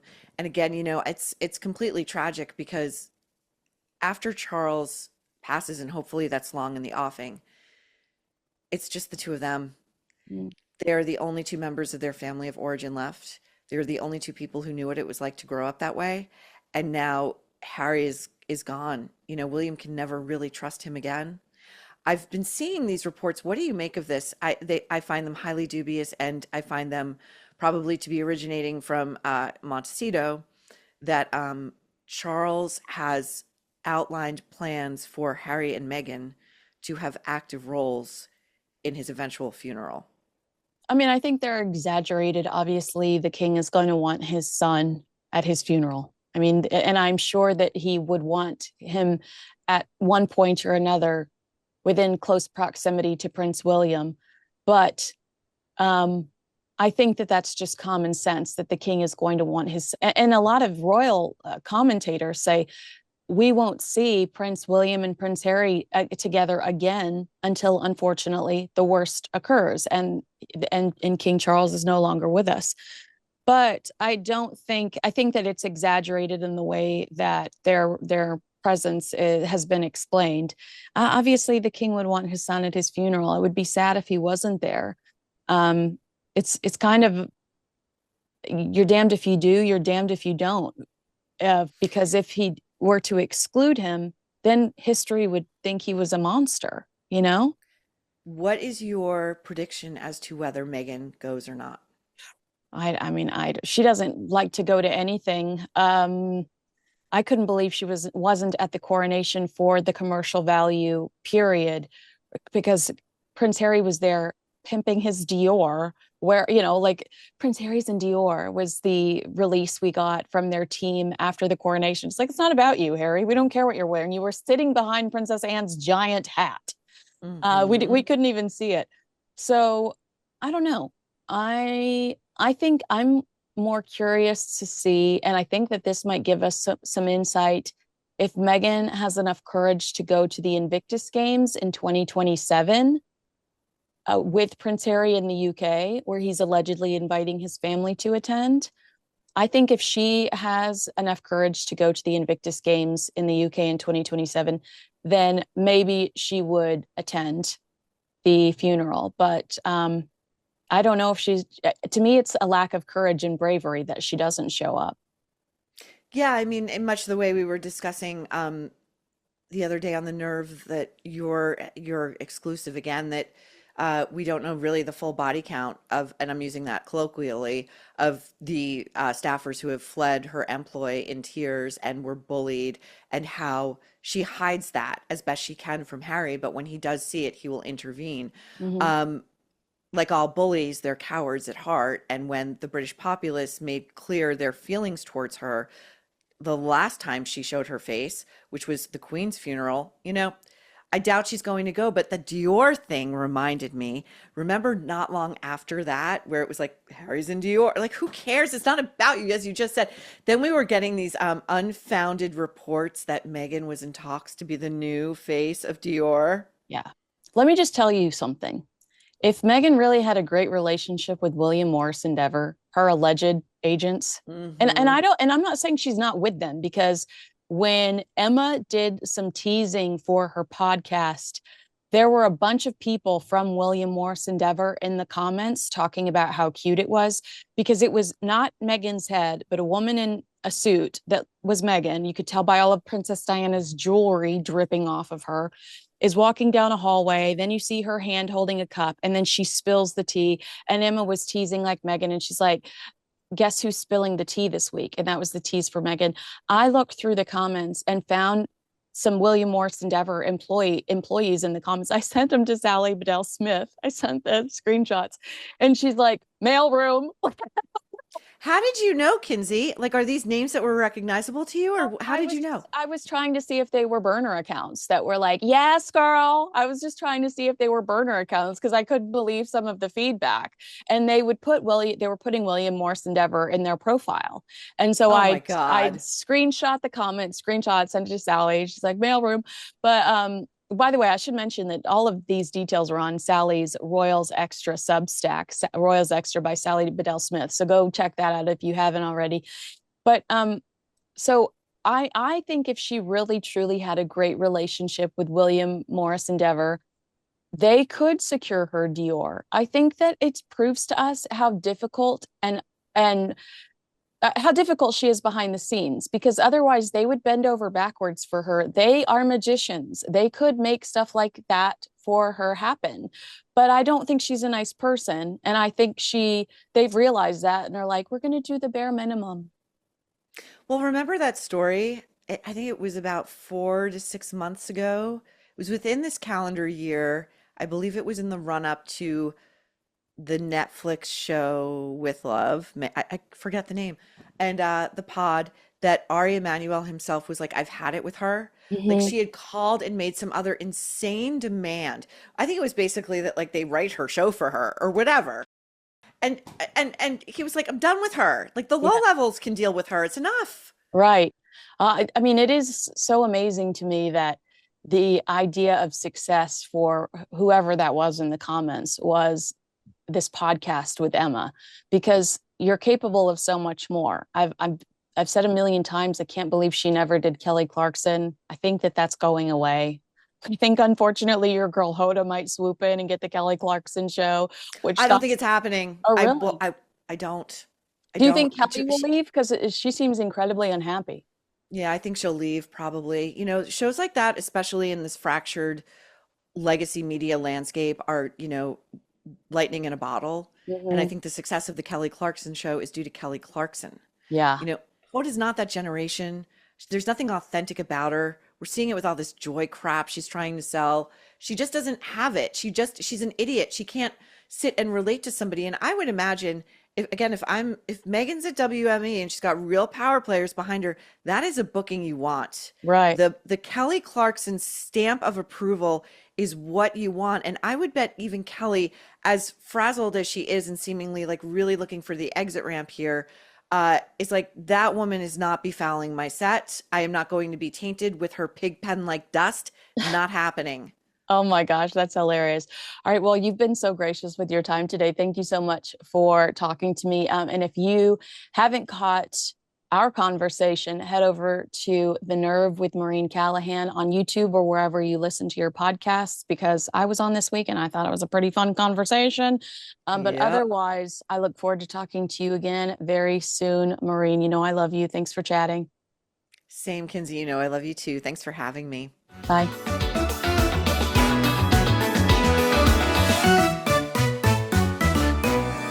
Hi, all. Welcome to Recollections May Vary, a royal recap. And I am here with Kevin O'Sullivan, the star of The Political Asylum with Kevin O'Sullivan. And occasionally I get to join you on that program. You certainly do, twice a week, without fail. We've had a wild week based on these Harry and Meghan leaks, the Royal Reconciliation Summit leaks, and I feel like we have to kick off with it at the beginning. I want to ask you, in this week's Palace Confidential, the Daily Mail's Charlotte Griffiths, she's the one that broke this story, and she's talking about Prince Harry going to Angola for the landmines. She says the story in the Mail on Sunday was released just before his trip as a lead up to it. And the way that she phrased this explanation online by royal watchers is being interpreted as the Sussexes leaked the story and they wanted it out there. I'd love to know if you agree with that based on those lines, that it was kind of a lead off to help promote this visit or something. I think there's nothing else you can do but agree with what Charlotte says 100%. I mean, we know the king's circle, his courtiers are famously discreet. You don't get leaks from King Charles's court, from his palaces, from his staff.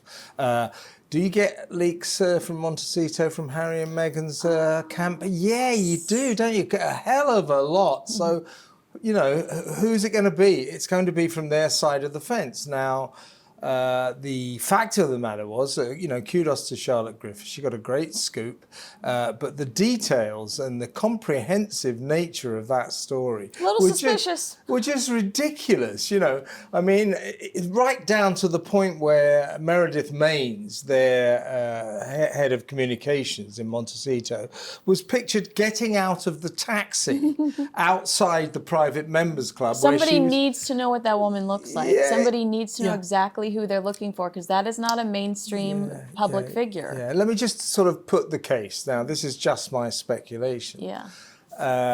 Now, after Meredith was photographed getting out of the taxi and going into this Royal Overseas League Club, which is a stone's throw from Charles's London home, Clarence House, right in the centre of London. After she was photographed getting out of the taxi, extraordinary, so somebody's waiting to take that picture.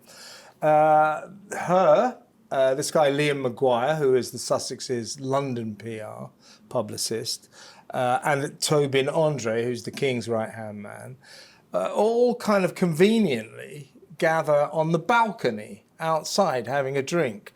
Now, you can see that balcony from Green Park. Green Park is the big park in the centre of London, which actually sort of spills towards Piccadilly from Buckingham Palace. Very, very exclusive area.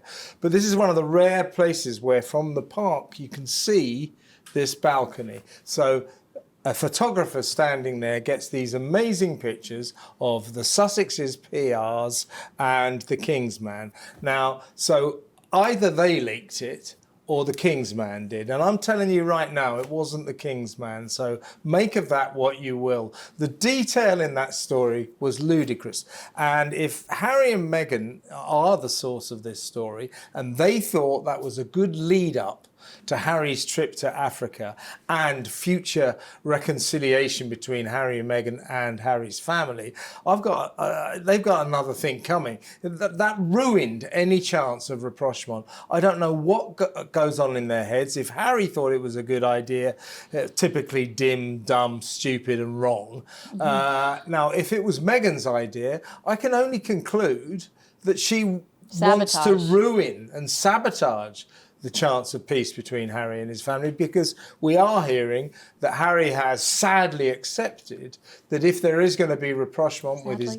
Well, no, he's sadly accepted that if there is going to be rapprochement with his dad and William, very outside chance, by the way, it will not include Meghan. He's going to have to leave Meghan back in America. Now, Meghan will hate that. Yeah. And so it could be that she deliberately sabotaged this. Can I tell you what my thought process was throughout this process? Okay. why don't I use the word process one more time? But That's good. Process. process. I'm sorry. I'm so sorry. Process. Yeah, that's quite good. Throughout this, I see this headline, I read it, and I immediately go Sussexes. Immediately, it reads like a Sussexes press release. Then, within a few hours, word spreads that Harry is livid, that these details are out, that the Sussexes did not leak it. And I thought, well, that's a pretty aggressive reaction, or it's pretty aggressive to put this out there so soon. And I also saw it originate, I believe, from the Daily Mail, although it could have been the Telegraph, which Harry and Meghan work with both of them. I believe they've worked with both at some point or another. Certainly the Telegraph has good lines of communication. Yes. So I start to go, okay, well, in my mind, I'm trying to justify what would be in it for King Charles. And I think I even said to you, and you dismissed it pretty quickly, but I think I say to you, okay, well, what if in the grand scheme of things, the royal family decides to leak the meeting to get the negative reaction that they did receive, so that they can say to Harry and Meghan, look, we gave it our best shot, but you saw the negative reaction, and we can't pursue these negotiations or whatever any further.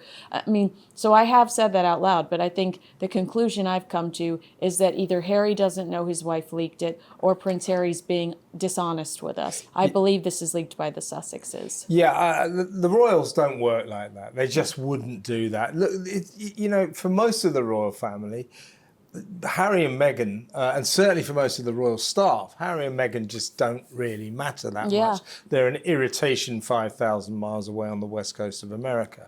So they're not going to go to that extent to try and sort of create this false narrative of peace talks then going. They're just not going to do that. So it's come from the Sussexes. I'm in no doubt of that. It could be that neither Meghan nor Harry knew about it. Somehow or other, their PR team thought this was a good idea. If so, as I said to you last night, I'm not hiring them as my PRs. That's a terrible thing to do. It could be that Harry, when we learned pretty quickly afterwards that Harry was livid, maybe he was. Maybe he had no idea. Do you see what I'm saying? Mm-hmm. Maybe this was all a Meghan plot, and that Meghan set it all up, through Meredith Maines. Either way, there is no way in my mind that this story came from anywhere but the Sussex side of the fence. And whoever was behind it, I don't know what they were thinking. Either, as we just discussed, it was a deliberate attempt to sabotage any peace talks, or for some reason or other, they thought it would help peace talks. But whoever thought this could help peace talks, they must have a screw loose, because that, it was always a really, really vanishingly small chance of a reconciliation between Harry and the King, and between Harry and William, I would say no chance. But any chance of this working out was ruined when it appeared on the front page of the Mail on Sunday at the weekend.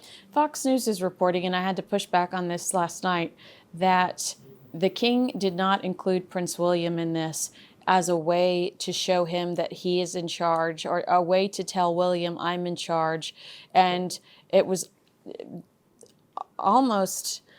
Look, we don't talk about it very often, and I try to avoid it because out of respect, and because I don't think that it's maybe still the situation. But in the past, the King and Prince William they butted heads. They had, in the past, we know that he was probably closer to Prince Harry than he was Prince William, because Prince William's very independent and strong-minded.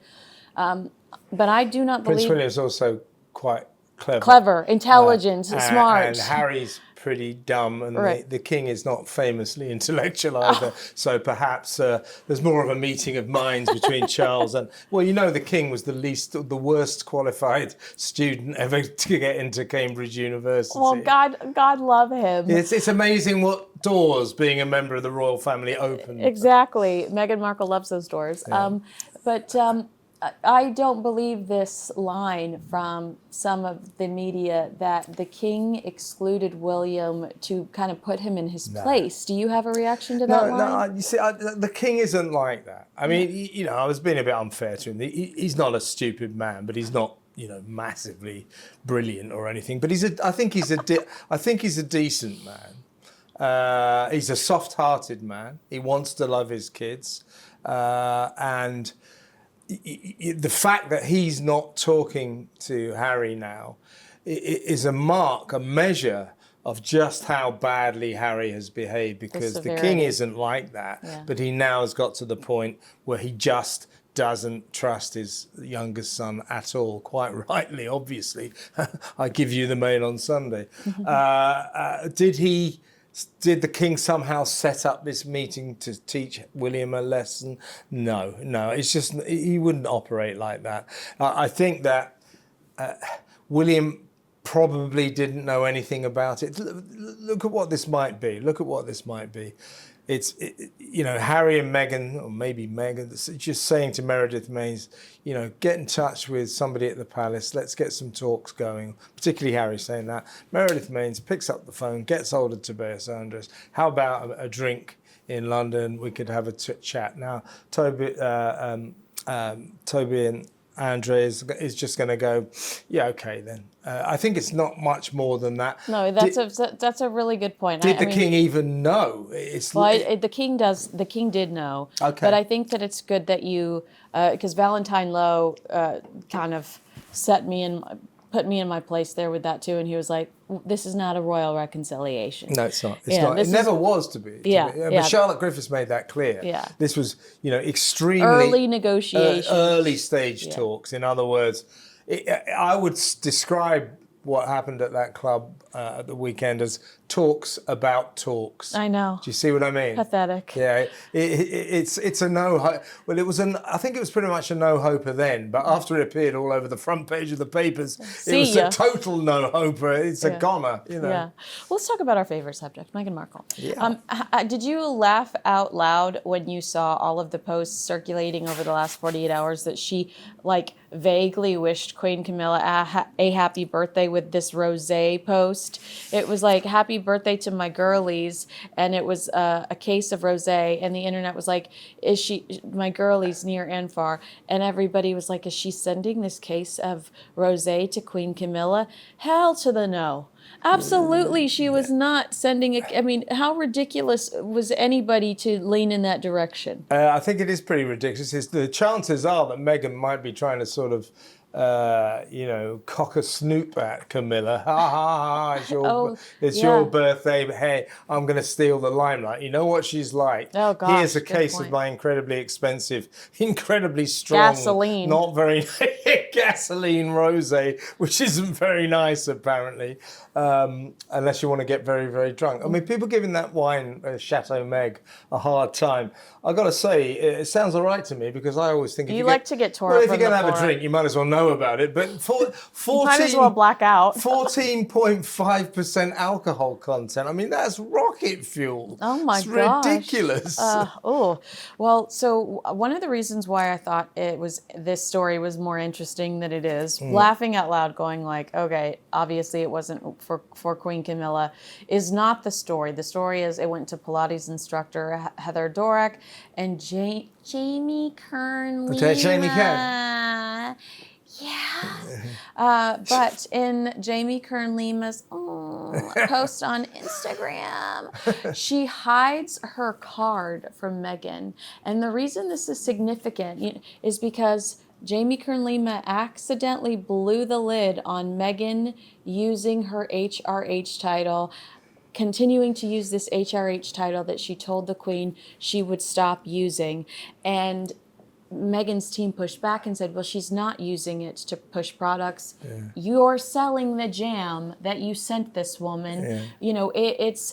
You are quietly using this because Jamie Kern Lima is saying, look at what HRH Meghan Duchess of Sussex sent me, and that's available on a website today. Yes, you're using that. So do you think Jamie Kern Lima realized her mistake when she hid the new card that she received from Meghan, or do you think that do you think Meghan's still using a similar card? I think Meghan will still be using that card. I think Jamie Lee Kern probably made a mistake. She didn't know, because Meghan wants people to think she's HRH. Yeah. And you just said that she told the Queen, or Harry and Meghan told the Queen, that they wouldn't use HRH. It doesn't really go like that. You can only use HRH if the sovereign allows you to.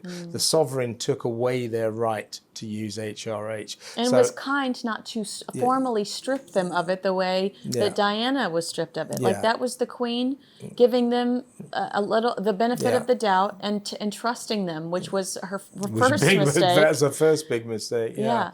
Yeah. I mean, it's disgraceful the way she uses that. And Meghan, I mean, we've talked about this many times, but Meghan and Harry, particularly Meghan, have confirmed all the worst nightmare fears of the late Queen, Charles, the whole royal family, that they would go to America and cash in on their royal status. Now, the late Queen will be spinning in her grave about this. I mean, this to her would be, the crime of the century, to use the British royal status, the British royalty, the titles, the traditions of the royal family of Britain to make money, to sell stuff, is disgraceful. I mean, you've got to have that caveat about the Duchy of Cornwall. Of course, Charles, when he was Prince of Wales. Yeah, but But they do that. That brings in money into the royal household. and a significant amount of the products they sell goes to charity. Exactly right. So, using your royal status to make money for yourself, I mean, for the late Queen, she would be shocked and dismayed by that. And of course, by the time she sadly passed away, she already was shocked and dismayed by the way they were cashing in and their behaviour generally. And what I think is, I feel like with the HRH card that we initially saw from Jamie Kern-Lima, Jamie has this group of elite friends, and Meghan knew she was going to take a picture of it, and she knew that she was going to share it with people like Oprah, some of the people that have been on Jamie's podcast, like Hoda Kotb from the Today Show. She's no longer there, but she's the one that interviewed Prince Harry over the Invictus Games, where he said that he wanted to protect his grandmother. She's sending them to these other people. So Meghan wants to impress this core group. And so while she might not have a billboard outside that says HRH Duchess of Sussex, she wants to make sure that these people, these important people, know that she is HRH. And to me, I still think that that's a liability to the royal family. Yeah, and she wants people to think, oh, she's royal. They've got to look up to her, the Duchess, HRH. She's not HRH, but it's not working. Did you see that Oprah? Was just like kind of laughing at her. So, so you can't do what Meghan does. Is she demands respect. She demands it. And that's different to commanding respect. So you command respect, you earn respect. People respect you because you earn it. She just stands there and says, I'm HRH, you must respect me, you must look up to me, you must be part of my circle. And, Meghan is finding out that life isn't like that. In fact, even these people she's trying to impress, look at Oprah, they're laughing at her. We're laughing, the world kind of laughs at her, really. But then again, you start laughing at her, and it's not long before she does something that really annoys you and you stop laughing. Right. She's a strange woman. She is. It's like Tom Quinn said. He talked about just the differences in Meghan and Princess Diana. Diana grew up around the elite.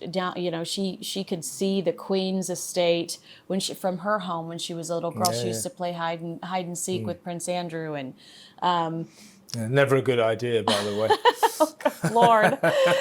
But she grew up around all of the pomp. So she was part of the circle. Right. Part of the She was set, very down to earth and loving towards some of her employees, and had emotional connections to some. Would go plop down with them and say, do you want a Coke? And just enjoy their company. Let's go get some ice cream. And he said that Meghan, there was like this sense of urgency from her that you had to respect her. You had, Yeah, that's it. That's yeah, it. and it was, so she was there. She was demeaning towards some of That's her exactly right. employees. That's you see, if you take someone like Diana, do you know that phrase, to the manor born?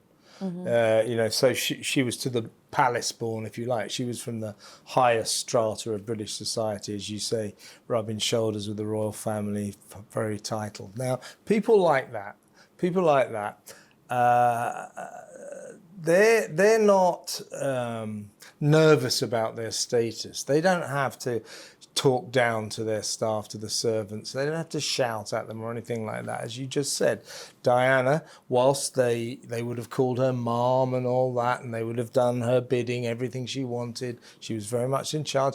But, she treated them with a friendly way, happy to get them a Coke, let's go out and have a drink, that kind of thing. And then Meghan wants praise for ordering a taco truck. Well, so in other words, with Diana and most of the royal family, they're relaxed in their skin, whereas Meghan's the kind of person who shouts at waiters in restaurants, and anybody who is working for her, under her, if you like.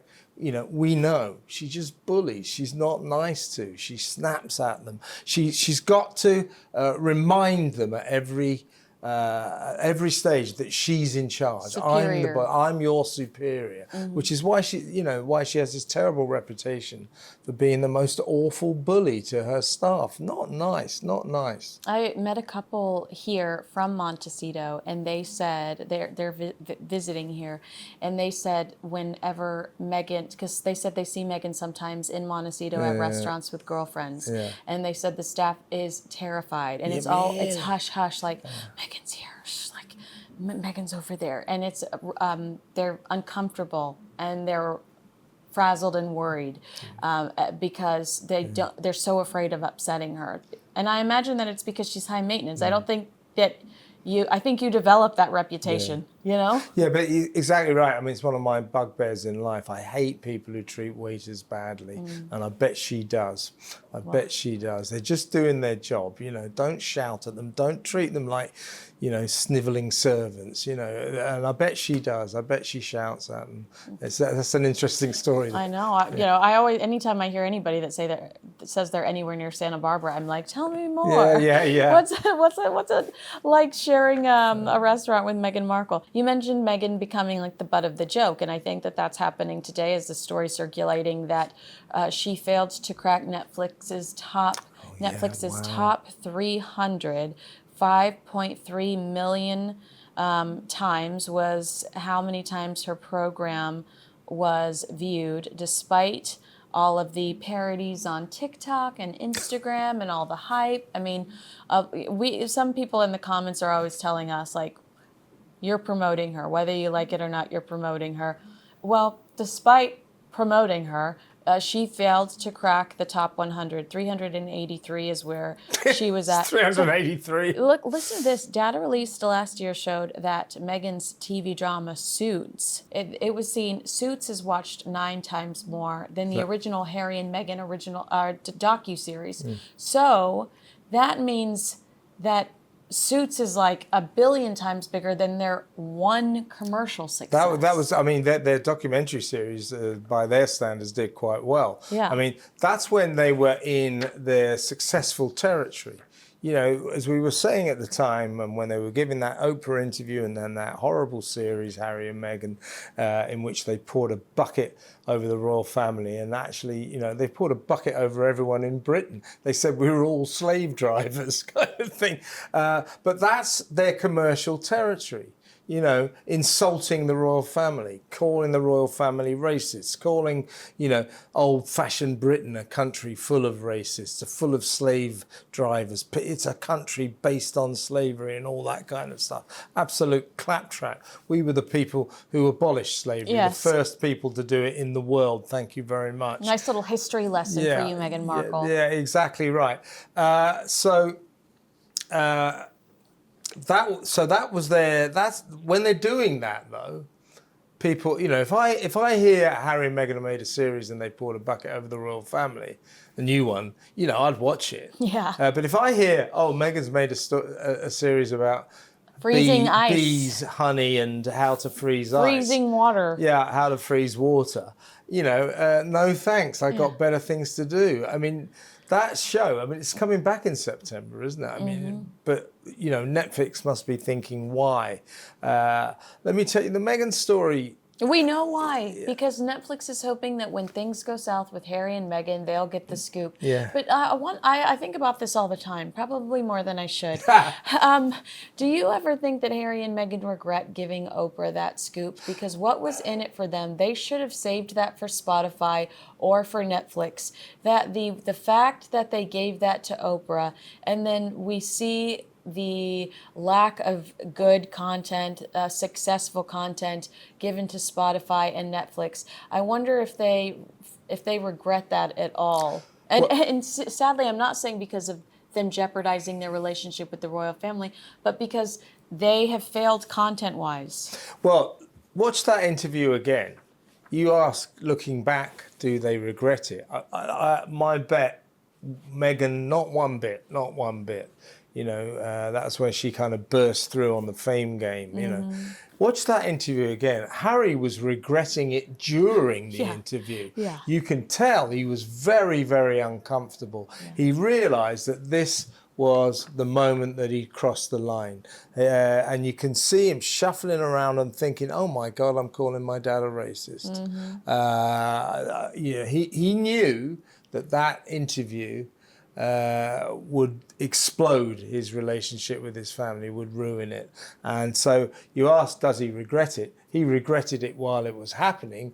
And does he regret it now? Yes, he does. But, he's been so clearly, he did that interview because Meghan said, let's do it. Everything he does is because of Meghan. Yeah. You reminded me last night when you were on my show that Meredith Maines, this excellent publicist of theirs, she's the one who organised that interview that Harry gave to the BBC about 6 weeks ago after he lost that case over here. Well, when he spent millions of dollars trying to persuade the government to give him police protection, armed police protection when he comes here, when he doesn't deserve it. And he kept suing and suing again.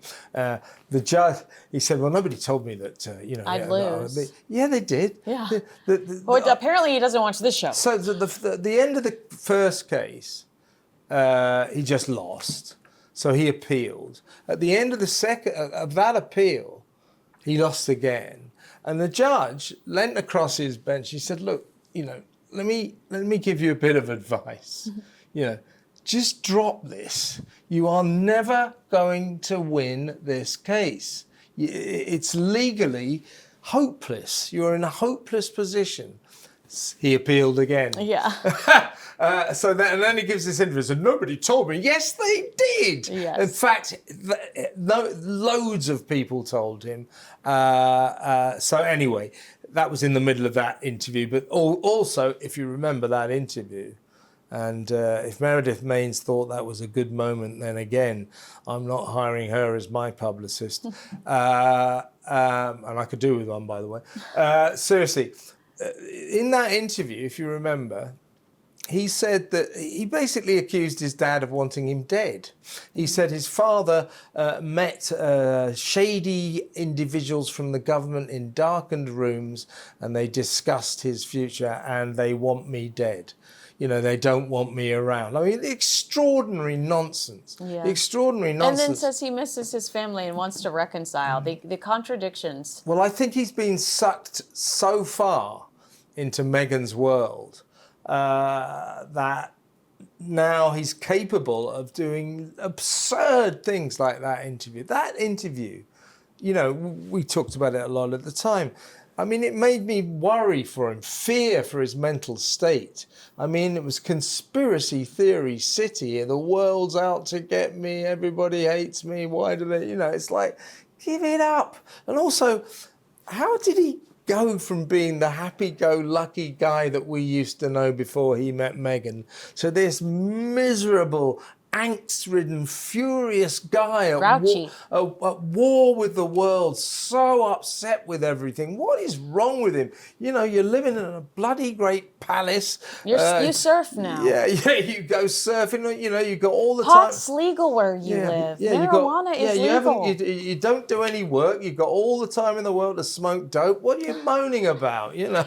I just remembered something before we move on. There are stories circulating online that that the meeting between the King's team and Harry and Meghan's team wasn't actually about a royal reconciliation, but was Harry and Meghan asking for money. That's funny. Do you have an opinion on that? I wouldn't be surprised. Unconfirmed reports, obviously. But I wouldn't be surprised, but I mean, how many times have I told you, Kinsey, going forward, their story is going to be financial. They are, at best, low-level millionaires living like high-flying billionaires. And there is going to be trouble ahead. And I think there are already signs of that. Already signs. Would Harry, based on the interview you just described and that resentment towards his father, and saying to the BBC cameras, my dad could have stepped in and dealt with this a long time ago, would he have the audacity to ask his father to pay his fees? Because he sued his father's government. I'm wondering if if we lean into this theory, which again, unconfirmed reports, this is an internet theory, would he have the audacity to ask his father to take care of his fight? Yes. Yeah. Because the court ordered him to pay not only his attorney's fees, but the government as well. The government's attorney's fees, and that was a significant amount of money. Yeah. Well, I'll tell you, there'll be two reasons. Yes, I mean the answer to your question is that, you know, he knows no shame. And the banker dad is what, you know. But you remember when he won't talk to me. Well, he did. The Queen went to Charles and said, Harry says you won't take his calls, and the King says, I'm not an ATM. Yeah, remember that story? That's right. And he is. My dad's cut me off financially. And you go, you're 40 years old. Yeah. Pay for yourself. You still get an allowance? Yeah, pay for yourself. You know, what money he's got is inheritance from Diana. I believe he inherited £34 million from her, which is a lot of money, $50 million or something. And he inherited about £7 to $9 million from his great-grandmother, the Queen Mother. Will we ever know if he inherited money from Prince Philip or Queen Elizabeth? I think we have access to Prince Philip's like by the time I'm dead. Yeah. I think Prince Philip's are for some reason secret for a significant amount of time. Yeah, they are. And his finances, his whole finances were always is it because of the confidential secret children they claim he might have? No, I think it's basically that the Queen paid for him. You know, that he actually probably didn't have very much money at all. But did he leave money to Harry? Did the Queen leave Harry? Philip, knowing Philip, you know, he probably didn't. You know, Philip didn't suffer fools gladly. If you got on the wrong side of him, you know, he would cut you off and ask Fergie. You know, Fergie's only back in the royal fold now because Philip's dead. Philip just wouldn't have her anywhere near the royal family. Not those toes. No, exactly right. So, did Philip leave him any money? I doubt that. Did the Queen? I expect she probably did. I mean, she was a nice lady, she would have said, well, you know, he's broken my heart, but he's still my grandson. But I wonder if the amount that she was planning to leave him got somewhat reduced. But the point is, you know, we can account for what, 40, if you include the Queen, maybe £50 million, £60 million, something like that. It sounds like a lot until you think they've got this huge house. Security is $2 million. Is that right? Is security $2 million? Yeah, and that the house, they're running the mortgage till 2050. They're paying that off. Yeah, and that's why they've been busy hemorrhaging staff, getting rid of staff left, right, and centre. I mean, it was so ridiculous, wasn't it? About 2 months ago, suddenly there's this big story that they've hired 12 superpower executives. highly paid executives to run a kind of royal-style court in California. And about a month later, they start firing them all because they suddenly realize they can't really afford them, because all of these 12 people would have been on $200,000 a year minimum. Yeah, one of their former employees worked for Bill Gates. I'm sure that was a cheap hire. Exactly. One of the richest men in the world. Yeah. So I suspect until recently, Harry at least, maybe Meghan as well, was delusional about his wealth. This is a man who's never had to think about money in his life. Started paying his phone bill, his own phone Yeah, bill, exactly. 5 years ago. This is a whole new world for him, and he has no concept of running out of money. Members of the royal family don't run out of money. So now that he's paying his own way, he hires all these people and then thinks, oh my God, I'm not sure I can afford this. So I think economy is in the air at Montecito, and I think a certain panic is in the air as well. I agree. I've sensed that through Meghan's launches, the air of desperation.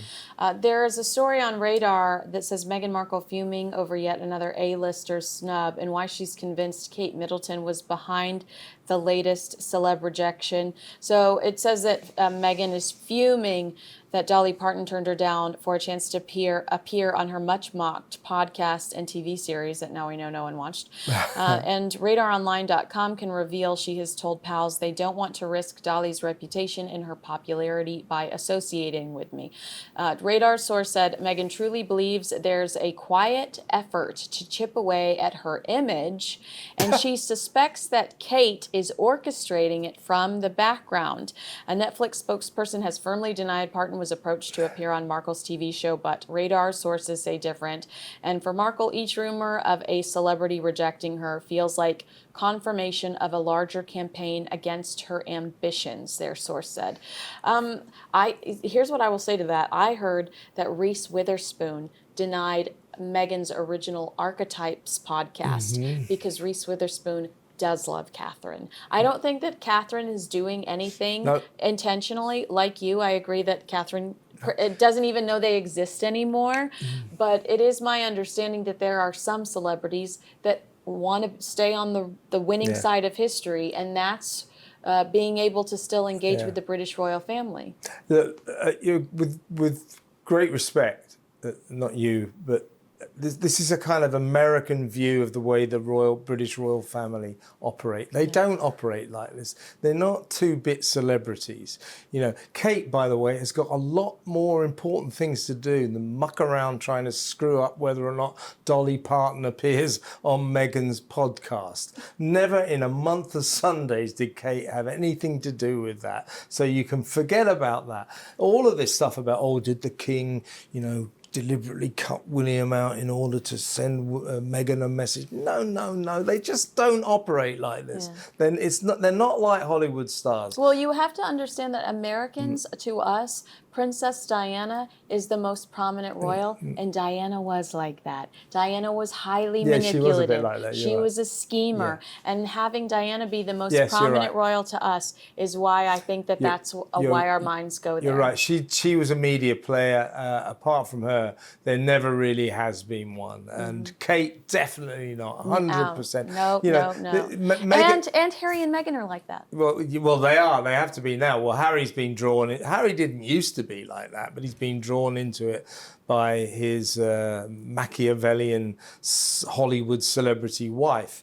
Now, Kate was never like that. I mean, Kate is battling cancer, for God's sake. You think that while she's battling cancer, she's bringing up her kids, Although I will say, People magazine today have a headline that the woman that just left Catherine, after 15 years, they noticed that she just unfollowed Meghan on Instagram. Well, look, I'm not saying that Kate and William, don't keep an eye on Meghan. I mean, we all Against their will, I think that they have to. But in the end, for Kate and William, and the King and everybody in this country, really, Harry and Meghan a kind of a sort of slightly irritating, not particularly important soap opera on the west coast of America. They don't really matter that much. The reason Dolly Parton, if she was asked onto Meghan's podcast. Which my sources say she okay, was. Okay, all Thank right. you. So the reason Dolly Parton turned... Broke right here on Kinsey, Schofield, Unfiltered. Okay, Meghan denied in it. that case, I apologise for even questioning the story. Of course it's true. No, seriously, I imagine it is true. The reason she didn't go onto Meghan's podcast is the same as no other A-list celebrities will go anywhere near her, like Reese Witherspoon. No A-list Hollywood... And Beyonce's team will give Meghan a ticket in the nosebleed seats, but why is Beyonce never pictured with Meghan Markle? Because she's toxic. Yeah. They don't want to be with her. They don't want to be beside her. Look at that last podcast series that she made, Confessions of a Female Founder. The biggest celebrity, the superstar they had on was Beyonce's mother. That was it. Mom. That was it.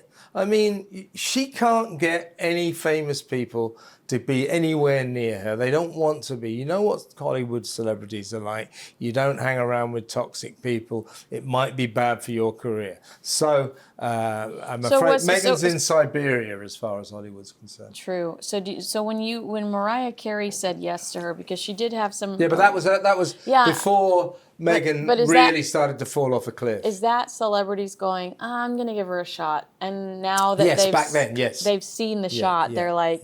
Yeah. I'd rather not go there. Yeah, the Archetype series, that was when Meghan, before, you know, the Meghan castle, if you like, started to crumble. That was before all of the bullying stories, the bullying story in the Hollywood Reporter, in Vanity Fair, where people, and all the failed business bids and all the coverage was Netflix is giving them all these millions, Spotify is giving them all these millions. So that was in those days, and it's a fascinating contrast to make between the kind of people she got on the first podcast series, Archetypes, and the kind of people she got on the next. I mean, she's got a load of no marks on the second series, didn't she? Yeah, and there were people that would make sense in the entrepreneurial space. Yeah. Gwyneth Paltrow is a A-lister that has a lifestyle brand. Jessica Alba is another one that left acting because she has a super huge Honest Beauty products, Honest Baby products. There are multiple examples of Hollywood stars that have lucrative companies that could have sincerely talked. Martha Stewart could have talked Meghan through her brand, but Meghan had on like her girlfriend who has the shampoo company that Meghan invests in. It's a bit like that whole sort of. And for this edition of Confessions of a Female Founder, I couldn't quite get Beyonce, but I did get her mum. I mean, it's pathetic, isn't it? It is. And there is talk in this article, too, about how John Travolta has distanced himself. I read that as well. It's exactly what's going on. Hollywood is distancing itself from Meghan Markle. You can see it before your very eyes. She's toxic. She's become toxic. Well, I'm so curious to see who's actually already shot that show, because I wonder if every time somebody says it was renewed for season 2, Kevin and I are going to beat this drum until we're gone. They shot those seasons back to back. Yeah. And so it was already in the can. I'm sure that it was such an investment that they said, Harry and Meghan were such an investment that they said, let's just milk this for all it's worth in this small time frame we have as this contract is expiring. Yeah. Do you think that the people that are on there will regret it, or is it the kind of low level celebrity like Chrissy Teigen, where she'll take any press? All press is good press for Chrissy Teigen. Yeah, it could be. It may well be the same people we saw in the first series, because the second series was shot simultaneously. It's an old technique, you know. While you can film 2 series at once. you just shoot the same scene again, maybe with a different person or maybe with the same people. Agree with us, disagree with us? Let us know in the comments below. Make sure you like, subscribe, and share this video with a friend. Kevin O'Sullivan, I enjoyed your company immensely, and you can watch me on The Political Asylum with Kevin O'Sullivan Mondays and Thursdays on Talk. And this weekend I'm on What Just Happened. What Just Happened. That's on Friday night and will be available on YouTube as of Saturday morning. All right. Well, thank you so much for your time today. Thank you.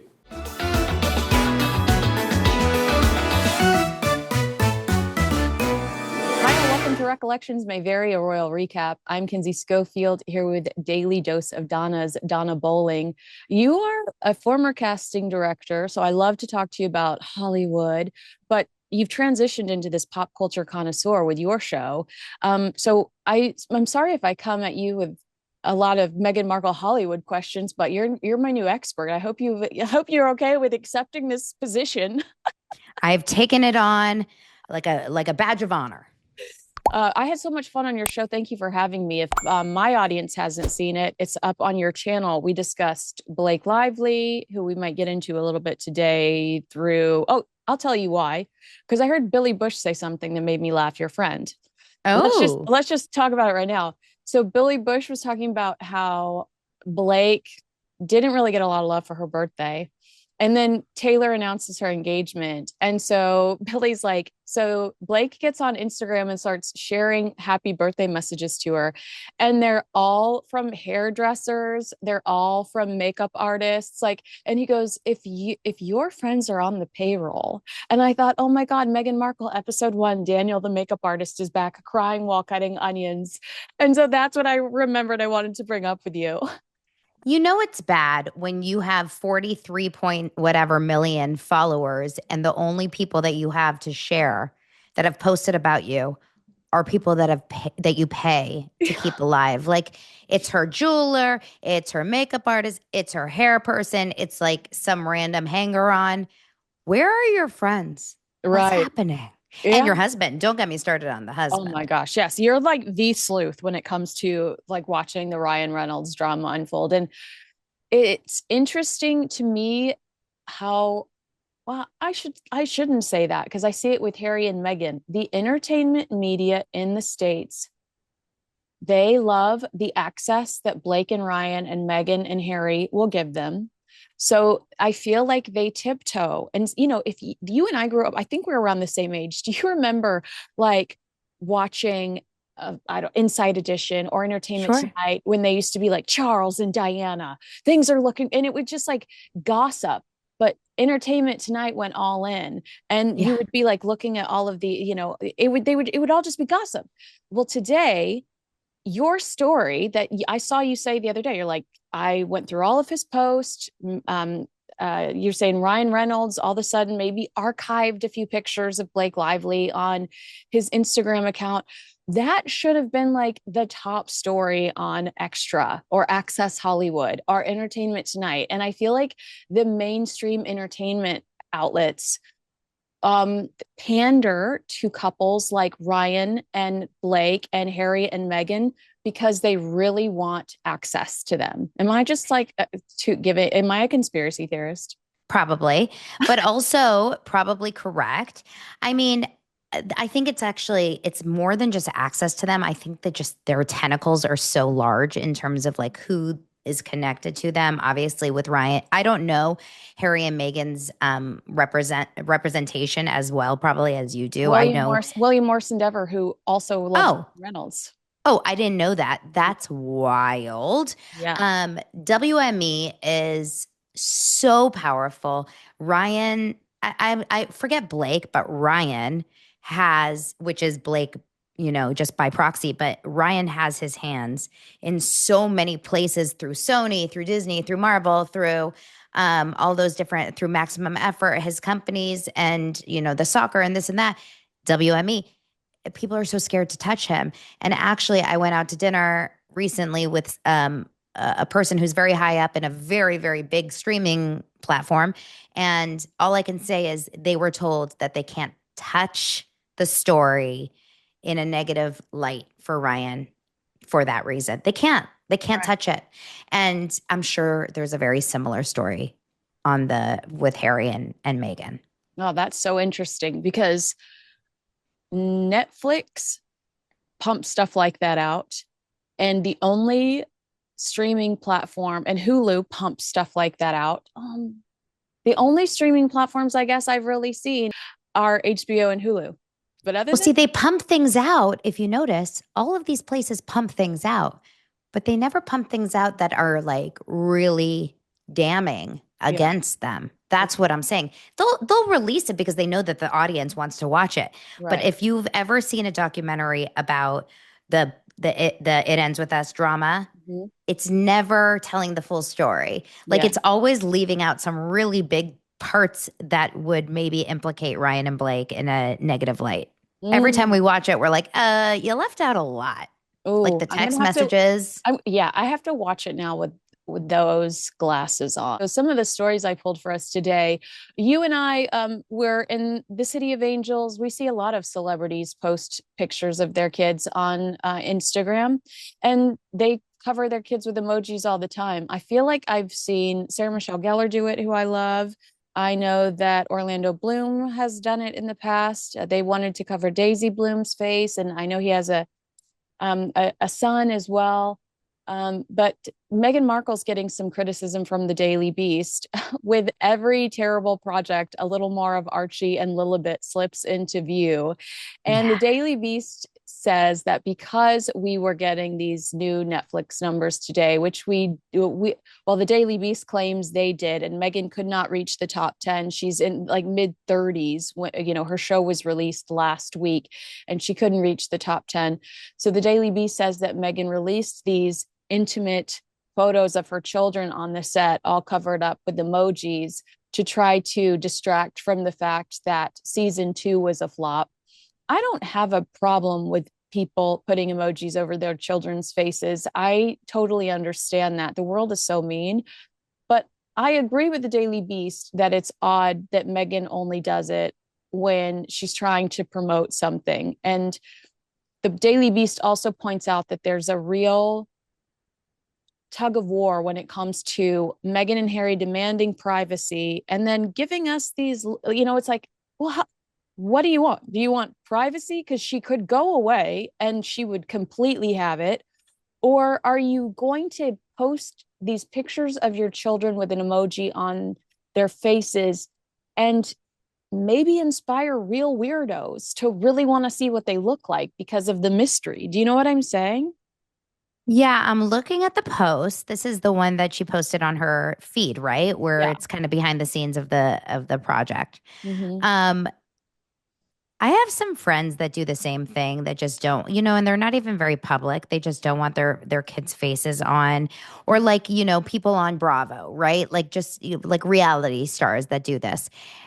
I totally respect it. I don't do it myself because I, became a podcaster well into my parenthood. So my kids' faces were already out there. So like Mm. whatever at that point. But I respect it completely.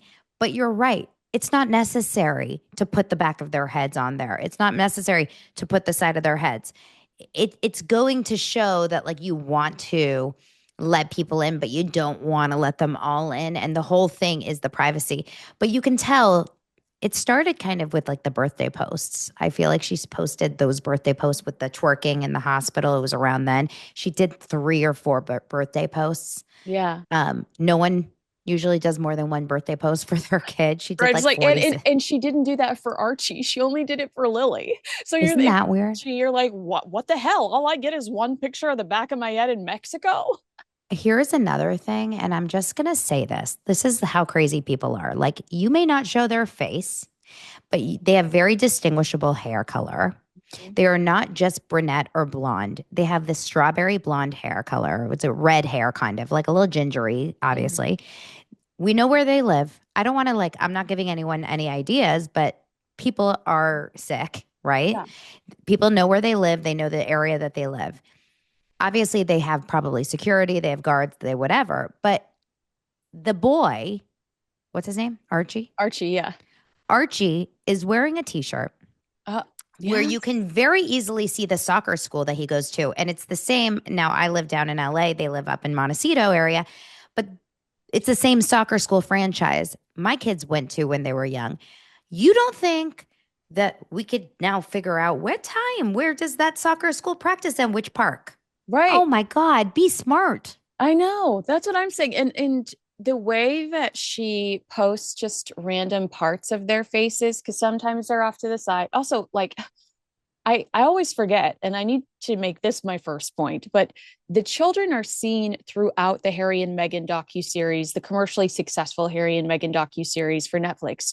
They are hidden or not included in everything else, but they are clearly visible during that original docuseries. And maybe the justification was that they were small, but with AI as fierce as it is today, and with just the way that they use the technology, if a child goes missing, how they'll have those posters that are like what that child could look like today.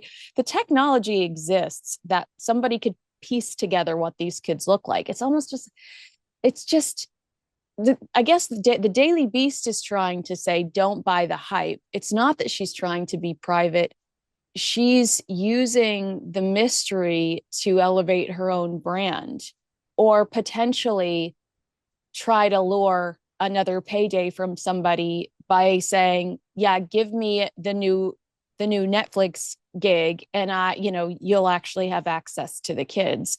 And on the flip side of that, there's Prince Harry that we know is very private and doesn't want that. Yeah, it's interesting. I wonder if they have conversations about it. I wonder if there's arguments about it. I wonder if Harry, doesn't even like the fact that the boy's face is even partially covered. Um, Again, these pictures of the kids were all taken in one day. The kids are, I mean, at least the boy is wearing the same shirt in both the pictures of this feed. Again, the shirt is so distinguishable. You can Google the soccer school. I mean, I still can't get over that. I And by know. the way, if I was at soccer school, I would be like, oh, we just hit like the Free lottery. press. Yeah, I exactly. We didn't mean, even it's have to like pay for that sponsored post. I am sure they feel like, what did we do to deserve this amazingness?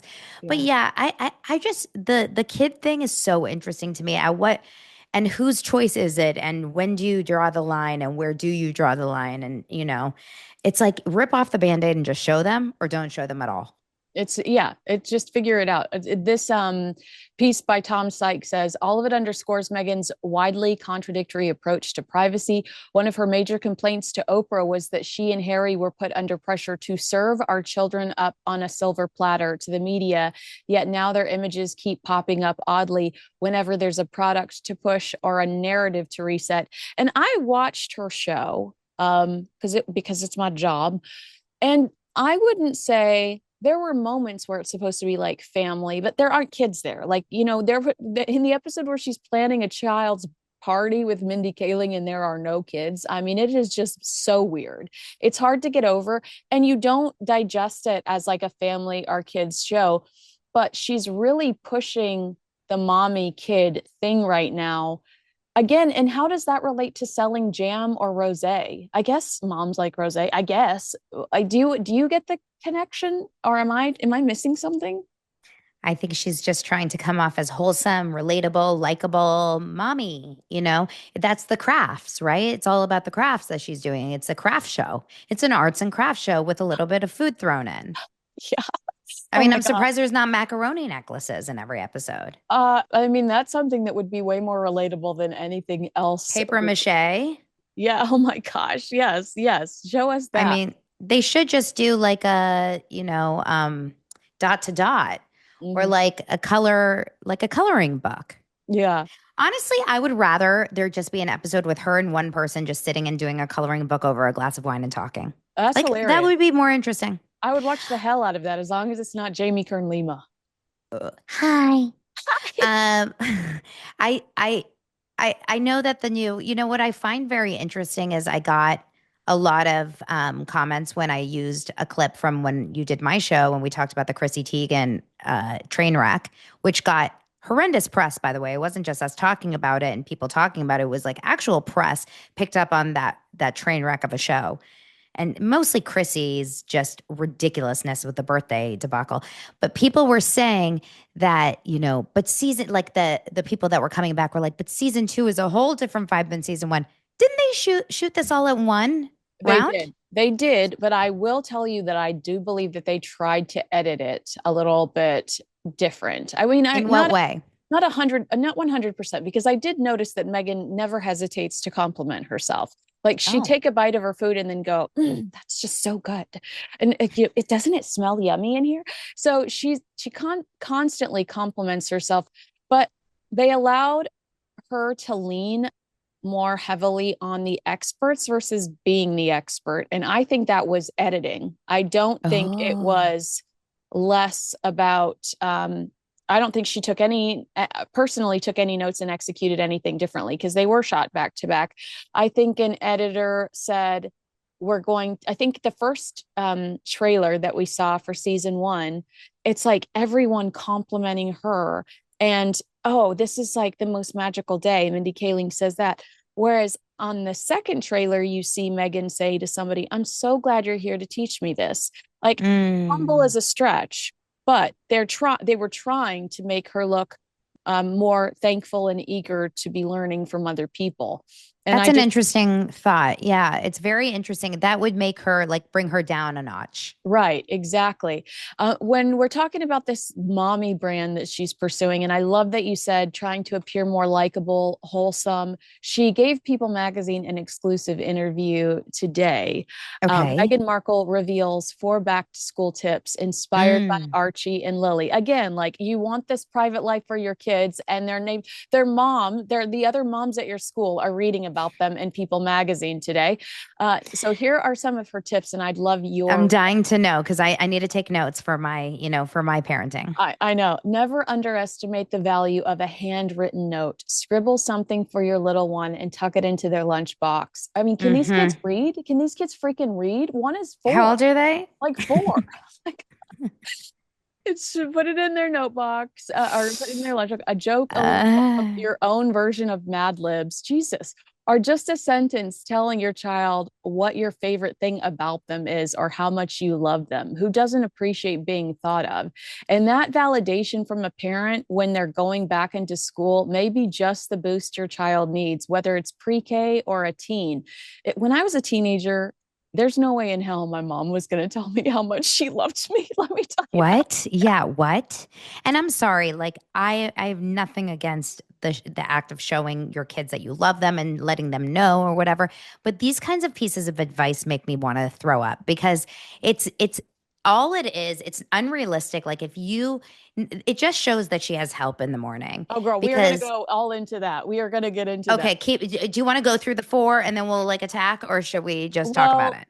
tell me what your reaction is to this because you're right. If you work a full-time job and you have multiple children and you have other responsibilities, what do you really have a time to sit down at the dinner or at the breakfast table every day and go, what little ism can I share with my children today? I mean, it does seem like a lot. Look, I'm sure I have time. I'm not going to lie. Like I do have time to sit and write a note because I'm spending time, scrolling my phone a little bit and drinking my coffee and like, waking up in the morning and like having a little mom and me time, as a mother should give themselves a little bit in the morning before the chaos starts. I wake up before my kids on purpose so that I can like wake my ass up and, get up a little bit. Everyone can make time to write a handwritten note for their kids. But the truth is, it is not realistic. We have to do this parenting thing all year round. I spend many a days spending time like, comforting my kids, making sure they're fine. But I also like as your kids get older, they're not up and at them like at 5:30, like, "Mommy, can we watch TV? Can we?" It's like shaking them out of bed. Get out of bed. You're going to miss the bus. And then, my 12-year-old's like, I don't want to go to school. And then my 10-year-old's like, oh, I don't want, get up, brush your teeth. And you think I'm in the mood to be like, sweet, sweet son, Yeah. may you have a lovely day. I'm like, brush your teeth. Like, it's not the same, And Right. it doesn't mean that I don't love them. It just is not realistic. Like, I'll send my kid, my older one has a phone. He gets on a bus. I'll send him a text when I drop him off. Love you. Have a good day. I'll tell him too on the drive. I tell them both, I love you. Have a good day. And I'll text them, love you. Have a good day. I'm not writing, like, what am I drawing also? Drawing a little flower? Am I cutting a sandwich with like cookie cutters? Yeah. Please. Oh my. Sorry, I get so upset about these like I love unrealistic things. I will, yeah, because if you are, okay, let's say you're a single mother and you Uh-huh. don't have this time in the morning and you are really struggling, an article like this might make you feel like you're not doing enough. I mean, Of course. that's tough. And yeah, and a lot of people, even if you're not a single mother, maybe your husbands go to work early. Like maybe my husband's never really around in the morning because of his hours at work and stuff. So, and I have the puppies and the dogs, and then you have to feed the cats, and it's chaos in the morning. Our home mornings are not like, let's like steep some tea. Yeah. Like what? Yeah, no, no. Backpack surprise. Nestle a sweet something, not suggesting candy, into their backpack on their first Friday back to school. The first week can have a lot of big feelings. And a little nod to them. Let's I have a lot of big feelings. Who's nestling in my backpack? exactly. Can let them know that you see them as so special. Try a tiny pack of stickers, a funny photo of your family, or an unexpected surprise, like something you used to find in a Cracker Jack box. It doesn't have to cost much at all, just a little trinket to celebrate the first week, tucked in as a surprise. Love is in the details. Do you think Meghan Markle just walks around Home Goods and see something on a on a piece of wood that's supposed to go in a This would bathroom? be so cute. This would be Writes it so down cute for Oliver on his first day. I'm gonna for put that. this little hand in his backpack. You know what? This scrunchie would be so sweet. Yeah, I'm gonna throw this into his backpack. Like that's what I would do. I would find random like trash around something my living room. horrific. I mean, again, it's a nice concept, It's a but it gesture. it's Yes. said this is such silly PR. I mean, it just is. It's such silly, and you're so right. Like, because I was like, is she trying to promote her jam? But no, she's trying to change her public Throw image. your throw jam in there. Oh Throw no, some she does. jam. She does say that. Hold on. Lunch boxes. If your kids are like mine, they love breakfast for dinner, just as I did when I was young. Swap out a sandwich for waffles or pancakes. You can use the frozen ones because you're lazy. That's basically what use the frozen ones, you lazy POS. A mini packet or scoop of jam, some bacon, and hard boiled eggs with salt. You can have fun with this and decorate the lunch boxes in unique ways every day. But if there's no time, just the novelty of breakfast for lunch can sometimes be a welcome win. And when in doubt, a few flour sprinkles, she doesn't say the F word, are fun too. We're Poor back to Archie, the flour sprinkles. poor Archie is going to get his ass kicked by a Kardashian Jenner grandchild if he rolls up to school with flour sprinkles in his lunchbox. Flour sprinkles and a hard-boiled smelly egg. Like what? What I mean, well, we knew she got her jam plug-in, so you're For sure. And it's gonna say with love, Megan. with love your mom. With the love With love, your mom. okay, so Oh, this one's wait, did you have a longer reaction to that or was you no, just a big eye roll. no, that was good. I felt it. I felt it in my core. Rose and Thorn, it's a classic, but sometimes we forget about this easy prompt. Taking the time at the end of the day to connect as a family and talk about your rose and thorn at dinner can be a wonderful way. This is so therapy. A wonderful way to bring everyone closer. You can even do this in the car ride after school. So your rose is a highlight of your day, and your thorn is something that maybe didn't feel so good or hurt a little bit. Sharing both is a great opportunity to talk about your days together. It's also better than one word answers you can get if you say, "How was your day?" Though, truth be told, our children have now started saying, "My day was just a blast." And that makes us smile to no end. Um, this Hmm. girl has had plenty of professional help. If this is a suggestion she's giving in People magazine. Rose and thorn. I will say, it's it's something like it's actually really interesting because I think that's only been something that my kids have ever done in like a therapy type of situation. It's so true. We've definitely talked about like if we've been ever at like family dinner when my kids were really young and it's like conversation starters, like when they're like 6, But it's just I can't wait for these kids to get through their like to be 12 and 14. They're going to Like write the nastiest book about their mom when I they're like cannot 23 wait. or 25. Like if I die, come to my gravesite. Promise me, Kinsey, promise me you'll come to my gravesite and read it to me out loud. Oh, I would. I would do it. Like I need to know what Lilybet says about. Is that her name, Lilybet? A little Of bit, yeah. course it is. Oh, Yes. okay, whatever it is. I need to know what she says about mommy and the Yes, flower for sure. sprinkles. And flower Promise me. sprinkles and wire hangers. Absolutely. I will be doing that. Okay. With love, mommy dearest. Exactly.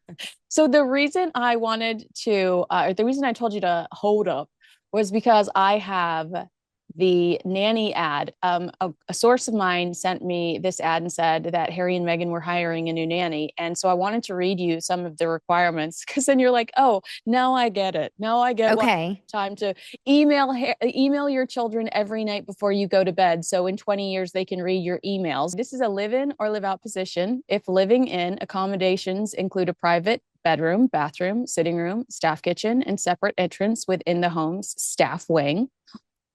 Wow. Staff wing. The role requires flexibility in domestic and international travel, including family holidays throughout the year. If you prefer to relocate to the Santa Barbara area, it's important to the family that you are within 20 minutes of the property.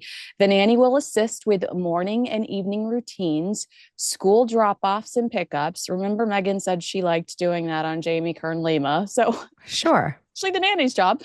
Um, at the children's laundry and tidying up their spaces, coordinating play dates and after school activities, managing the children's calendar, and supporting with bath time and bedtime as needed. The Mm. family is looking for someone who is warm, professional, intuitive, and experienced, a team player who can collaborate easily with others in the home and navigate the needs of the family with confidence and care. The right candidate will have a genuine passion for childcare, a nurturing disposition, and the ability to balance creative, structured engagement with emotional support. Comfort around dogs is a must, as the family has two. A second language, especially French or Spanish, would be a welcome bonus. By the way, Meghan says she speaks both of those languages. The Oh. family prefers a nanny who is an active participant in learning and development, someone who encourages imaginative play, outdoor exploration, and screen free experiences.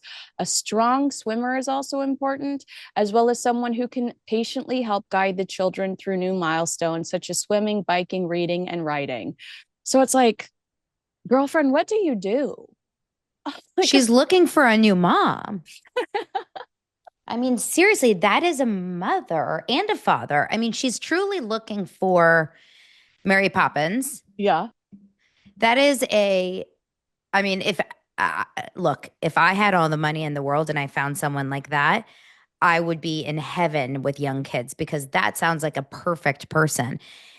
The only people that need that are, and I mean, Megan technically does work. I don't know what she does every day because the show is already shot and done. So, what does Megan do? Like, what do you think she does on a day to day, work wise? Well, you know what? She also just shut down her My Shop account, which because I would say she's an influencer, but she just Yeah. shut her Shop My page. So she just shut that down.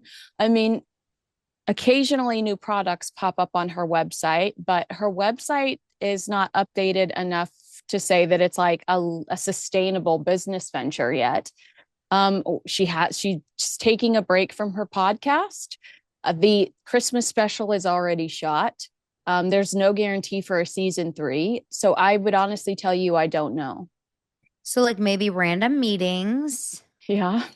lunches. Yeah. Maybe she's in the works on something new. Like we don't know. We don't We know. know that she owes Netflix Meet Me at the Lake.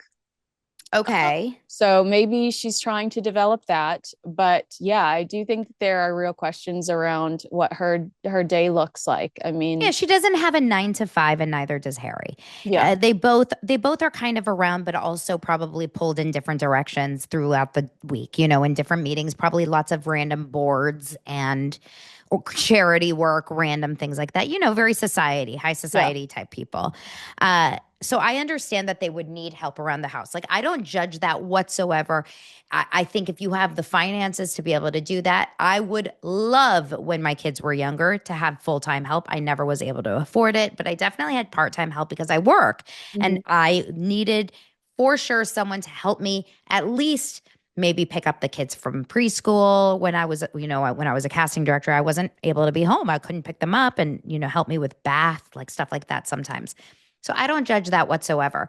But it is interesting that she wants someone for morning and evening. Like I never had someone that helped me for 50 morning. hours. 50 hours is the amount of time it says that you might be spending at the home every week. 50 Okay. And hours. that is assuming it's 5 days a week. So that's 10 hours a day. I mean, this is assuming. So it's long days, right? And then during the day, the kids are at school. So while the kids are at school, she still needs someone there. It's not just for the kids. It's like while the kids are gone, you're helping with the kids' laundry, you're cleaning, you're doing all that. And I'm assuming they definitely have house cleaners as well because this person's not doing, floors and Yeah. vacuuming. So obviously, it's also all the other things. It's interesting.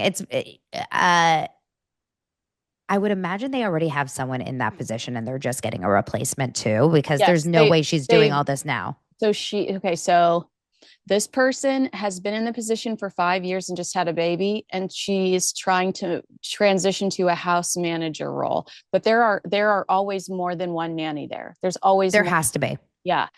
I guess I don't judge her for having a nanny either. I think what I'm completely judging her about is trying to brand herself as mommy of the year, talking to People magazine about all the ways that she goes the extra mile.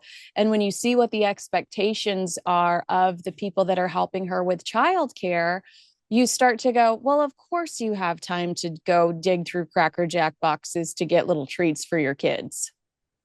So I have a friend, this is kind of like internal gossip, but I have a friend that's in that region, in that area. Not exactly. She lives a little closer to Santa Barbara, but it's very, very like close. And, all the kids in that age range, they're all in the same, probably at the same summer soccer school. Yeah. They're probably in the same soccer class. Actually, I think they are. I'm not joking because I think she said that we go to the same soccer. Yeah. And she said that he is much more involved Oh yeah. as a parent than she is. She's very standoffish at parent events, like any sort of activity. She's very standoffish. He is much more of the active parent, much more friendly, much more like approachable. I'll go. Yeah, I've heard that too. And so what my source told me was that she's she said that she felt working for Megan was dehumanizing, and Whew. that Megan would not, would not misbehave around Harry, because if she was critical or ugly to the staff around Harry, he swooped in to defend them. So it got to a point where Megan would ensure that anything she said that was critical or that made the staff feel small, she would make sure she didn't say it in front of Harry, because Harry would defend the staff. And I have heard that he's just more outgoing and sweet. So interesting. It's usually like I mean, I guess you hear it in both sides, like, but in my mind, I always think that in these cases, people are more scared of the male of the house, like the man of the home and the With the woman is power, usually kind. with the power too. Like everything revolves around this man's success. I think we talked about that when we were talking about Chrissy Teigen and Meghan Markle, two Yeah. women that married into their success. I mean, Chrissy probably had a little bit more success than Meghan, but the men in their lives But elevated them. yeah, John was much more of the star of the two Right. of them. Yeah. Yeah. But it now that I think about it, like I have read a few different thrillers and stuff where the mom of the home is like cruel to the help, right? And the man is the kind one. And I guess it just depends on the story and the home, but like it doesn't the the bullying and of the staff. I mean, that's the rumor that kind of has followed her for years. Right. No, and I will say, just to be fair, just to be a real journalist, that Meghan says that it's that those rumors are not true, but Sure. my sources say otherwise. That's why I said rumors. Yeah, yeah. No, you were good. You were real good. Wait, are you hearing anything else about Prince Harry? Did they say that he seemed happy? It's just like he's just much more of an active parent than she was. I didn't ask, but now I'm going to ask her, like, because I haven't asked her for a while. This was probably 6 or 7 months ago. I'm going to ask more, but he's not on social media in any way, is he? He's No. totally unactive. Because I was thinking when you were mentioning Blake and Ryan earlier and how Ryan has not shared anything about Blake. Do you think if Harry was on social media, do you think Harry would be like super supportive of Meghan and posting all about her projects all the time? Or do you think he would be like MIA also? I'm laughing at you because I'm imagining Meghan sitting next to Harry on his phone, you know, airdropping the perfect Photoshop Dictating. to his phone, uploading it herself. Because remember, she wished herself a happy birthday on As Ever this year. What? On her As Ever Instagram, she wished herself a happy birthday. And like we dissected it. And first of all, you don't do anything without this woman's permission or you're fired instantly. I She missed that. And so yeah, it would be Meghan on Harry's phone going, "My girl did this, my girl did that," for sure. But I think he is supportive of her. I mean, he gave her her dreams. There's the video of her. I don't know if you've ever seen it, but she's driving around LA and she's talking about how she was just auditioning for a Shakira music video. Think about how much rejection she dealt with in this town. You know, he gave her everything she's ever wanted. She was pitching doing cooking shows and lifestyle shows in London before she met him. And Wow. now she has those shows. It's him that, you know, kind of is lost and without purpose. Thank God for his kids, because I do think they give him purpose. But Mm, you've been so generous with your time. I'm going to ask you one more question, if you don't mind. let's go. I hate the headlines that pit Catherine and Meghan against each other, but with Meghan leaning into the children's space. And you are right. It's to rebrand herself. It's to change public perception.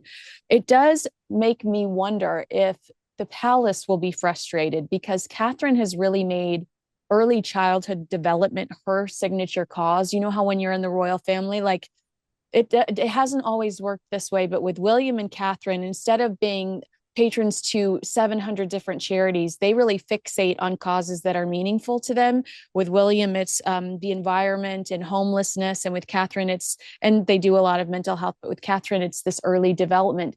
She set up the Royal Foundation Center for Early Childhood in 2021 to put research and awareness front and center. She did this thing called Five Big Questions, which was a survey that went out. 500,000 people responded, and they used that information to develop some research around the early years. She launched this thing called Shaping Us in 2023. She's described that as her life's work to highlight just how important those first 5 years are in shaping who we become as adults. Just, you know, and I mean, to the point where I'm like sending my brothers some of the research she does to be like, well, make sure it's no screen time. Make sure, you know, Catherine, the Princess of Wales, has done all this research. And so yeah, she's got IKEA and Lego involved. And, you know, I think that it's really exciting that this has become kind of where she wants to put that energy. I think it's really meaningful. Will the palace look at this Mom of the Year brand and go, is she trying to disrupt or take away from what Catherine has done? Or do you think that people recognize that Meghan is so commercial that it really doesn't compete with what the royals do when the royals are trying to elevate causes, and it's almost a little selfless what they're doing? I mean, I think that you know, I don't know. I think it's a very separate. I kind of like don't align them at all together. I think it's a very, I don't think anyone would look at both of them and put them on the same path in any way. Do you agree? It I seems to me do. like even just you talking about it, and obviously it's very clear where you stand in terms of your feelings, right? I don't think anyone would look at you and be like, you put Catherine and Megan on the same level. Obviously you don't. But it's clear Princess Catherine has put in so much energy, so much effort, so much research, so much time, so much of everything towards this. And Megan slapped the back of her kids' heads on a picture and was like, kids. Like, I'm going to talk about children and being a mom. And now she's probably going to write a kids book. Yeah. I mean, that's, I think, the next path is it's like releasing some kids' clothing and writing a kids book. I mean, I'm not joking. Or like a kids animated series. Like that's probably what's next for her. Something in the kids department of entertainment. It's totally different. One of them is about bettering the future for children, and the other one seems much more of like an entertainment, you know. Yeah. I don't think one is philanthropic. The other Yeah. one is just for cha-ching. Right. Yeah. No, you're right. Now, Megan pitched Pearl about a young girl that meets all these super incredible feminists, and Mm. she's inspired by them. But Netflix canceled it before it went into production.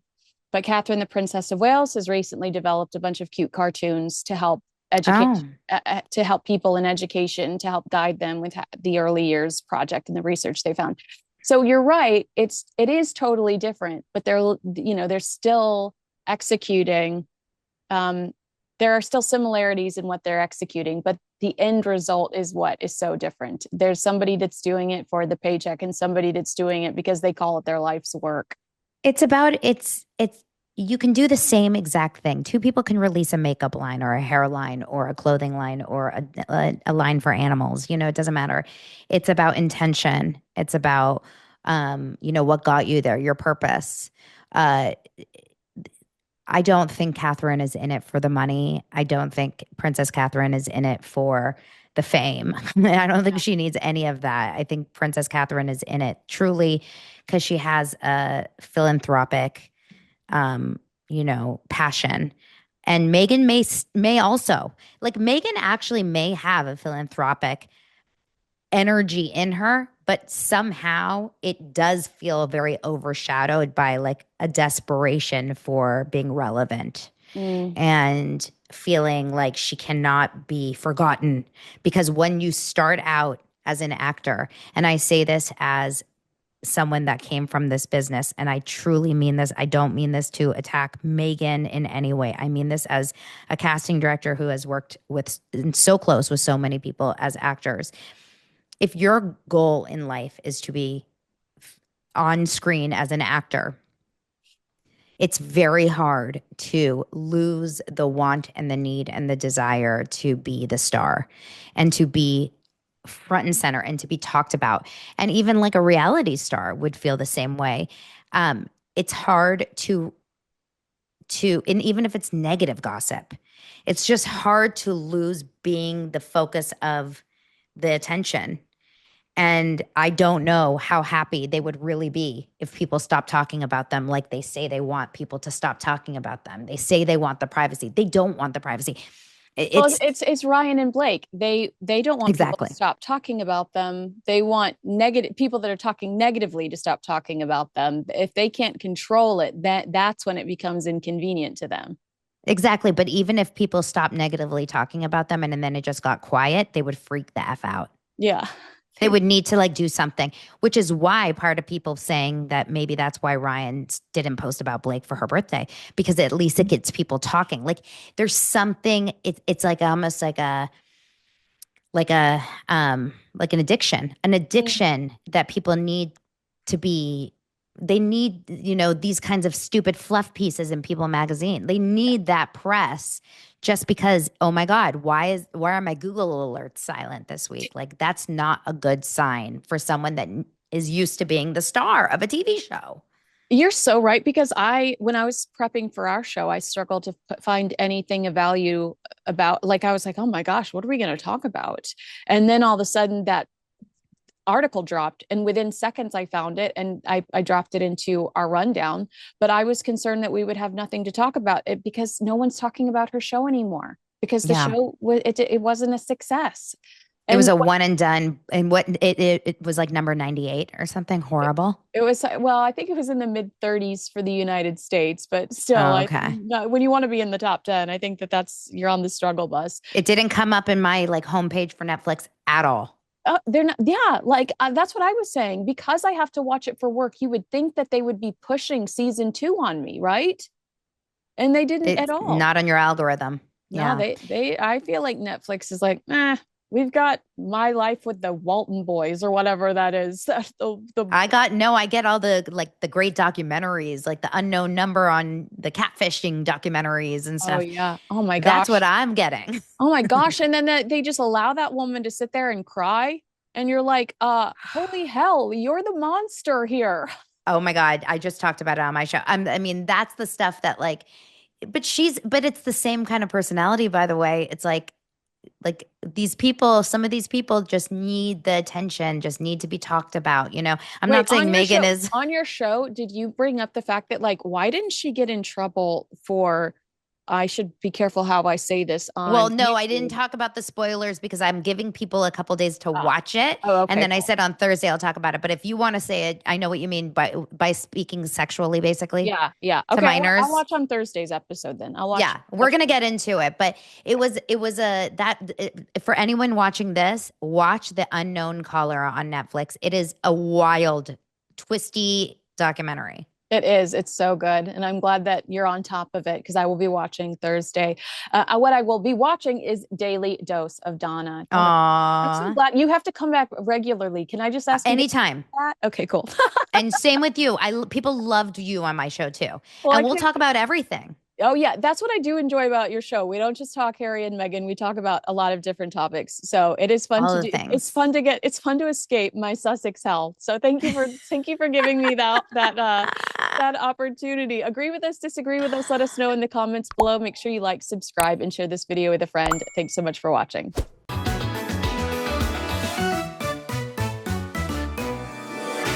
Thanks so much for watching one of my favorite best of compilations here in 2025. Make sure you like, subscribe, and share this video with a friend. Again, happy holidays, happy new year, and I look forward to seeing you again very soon. Make sure you like, subscribe, and share this video with a friend.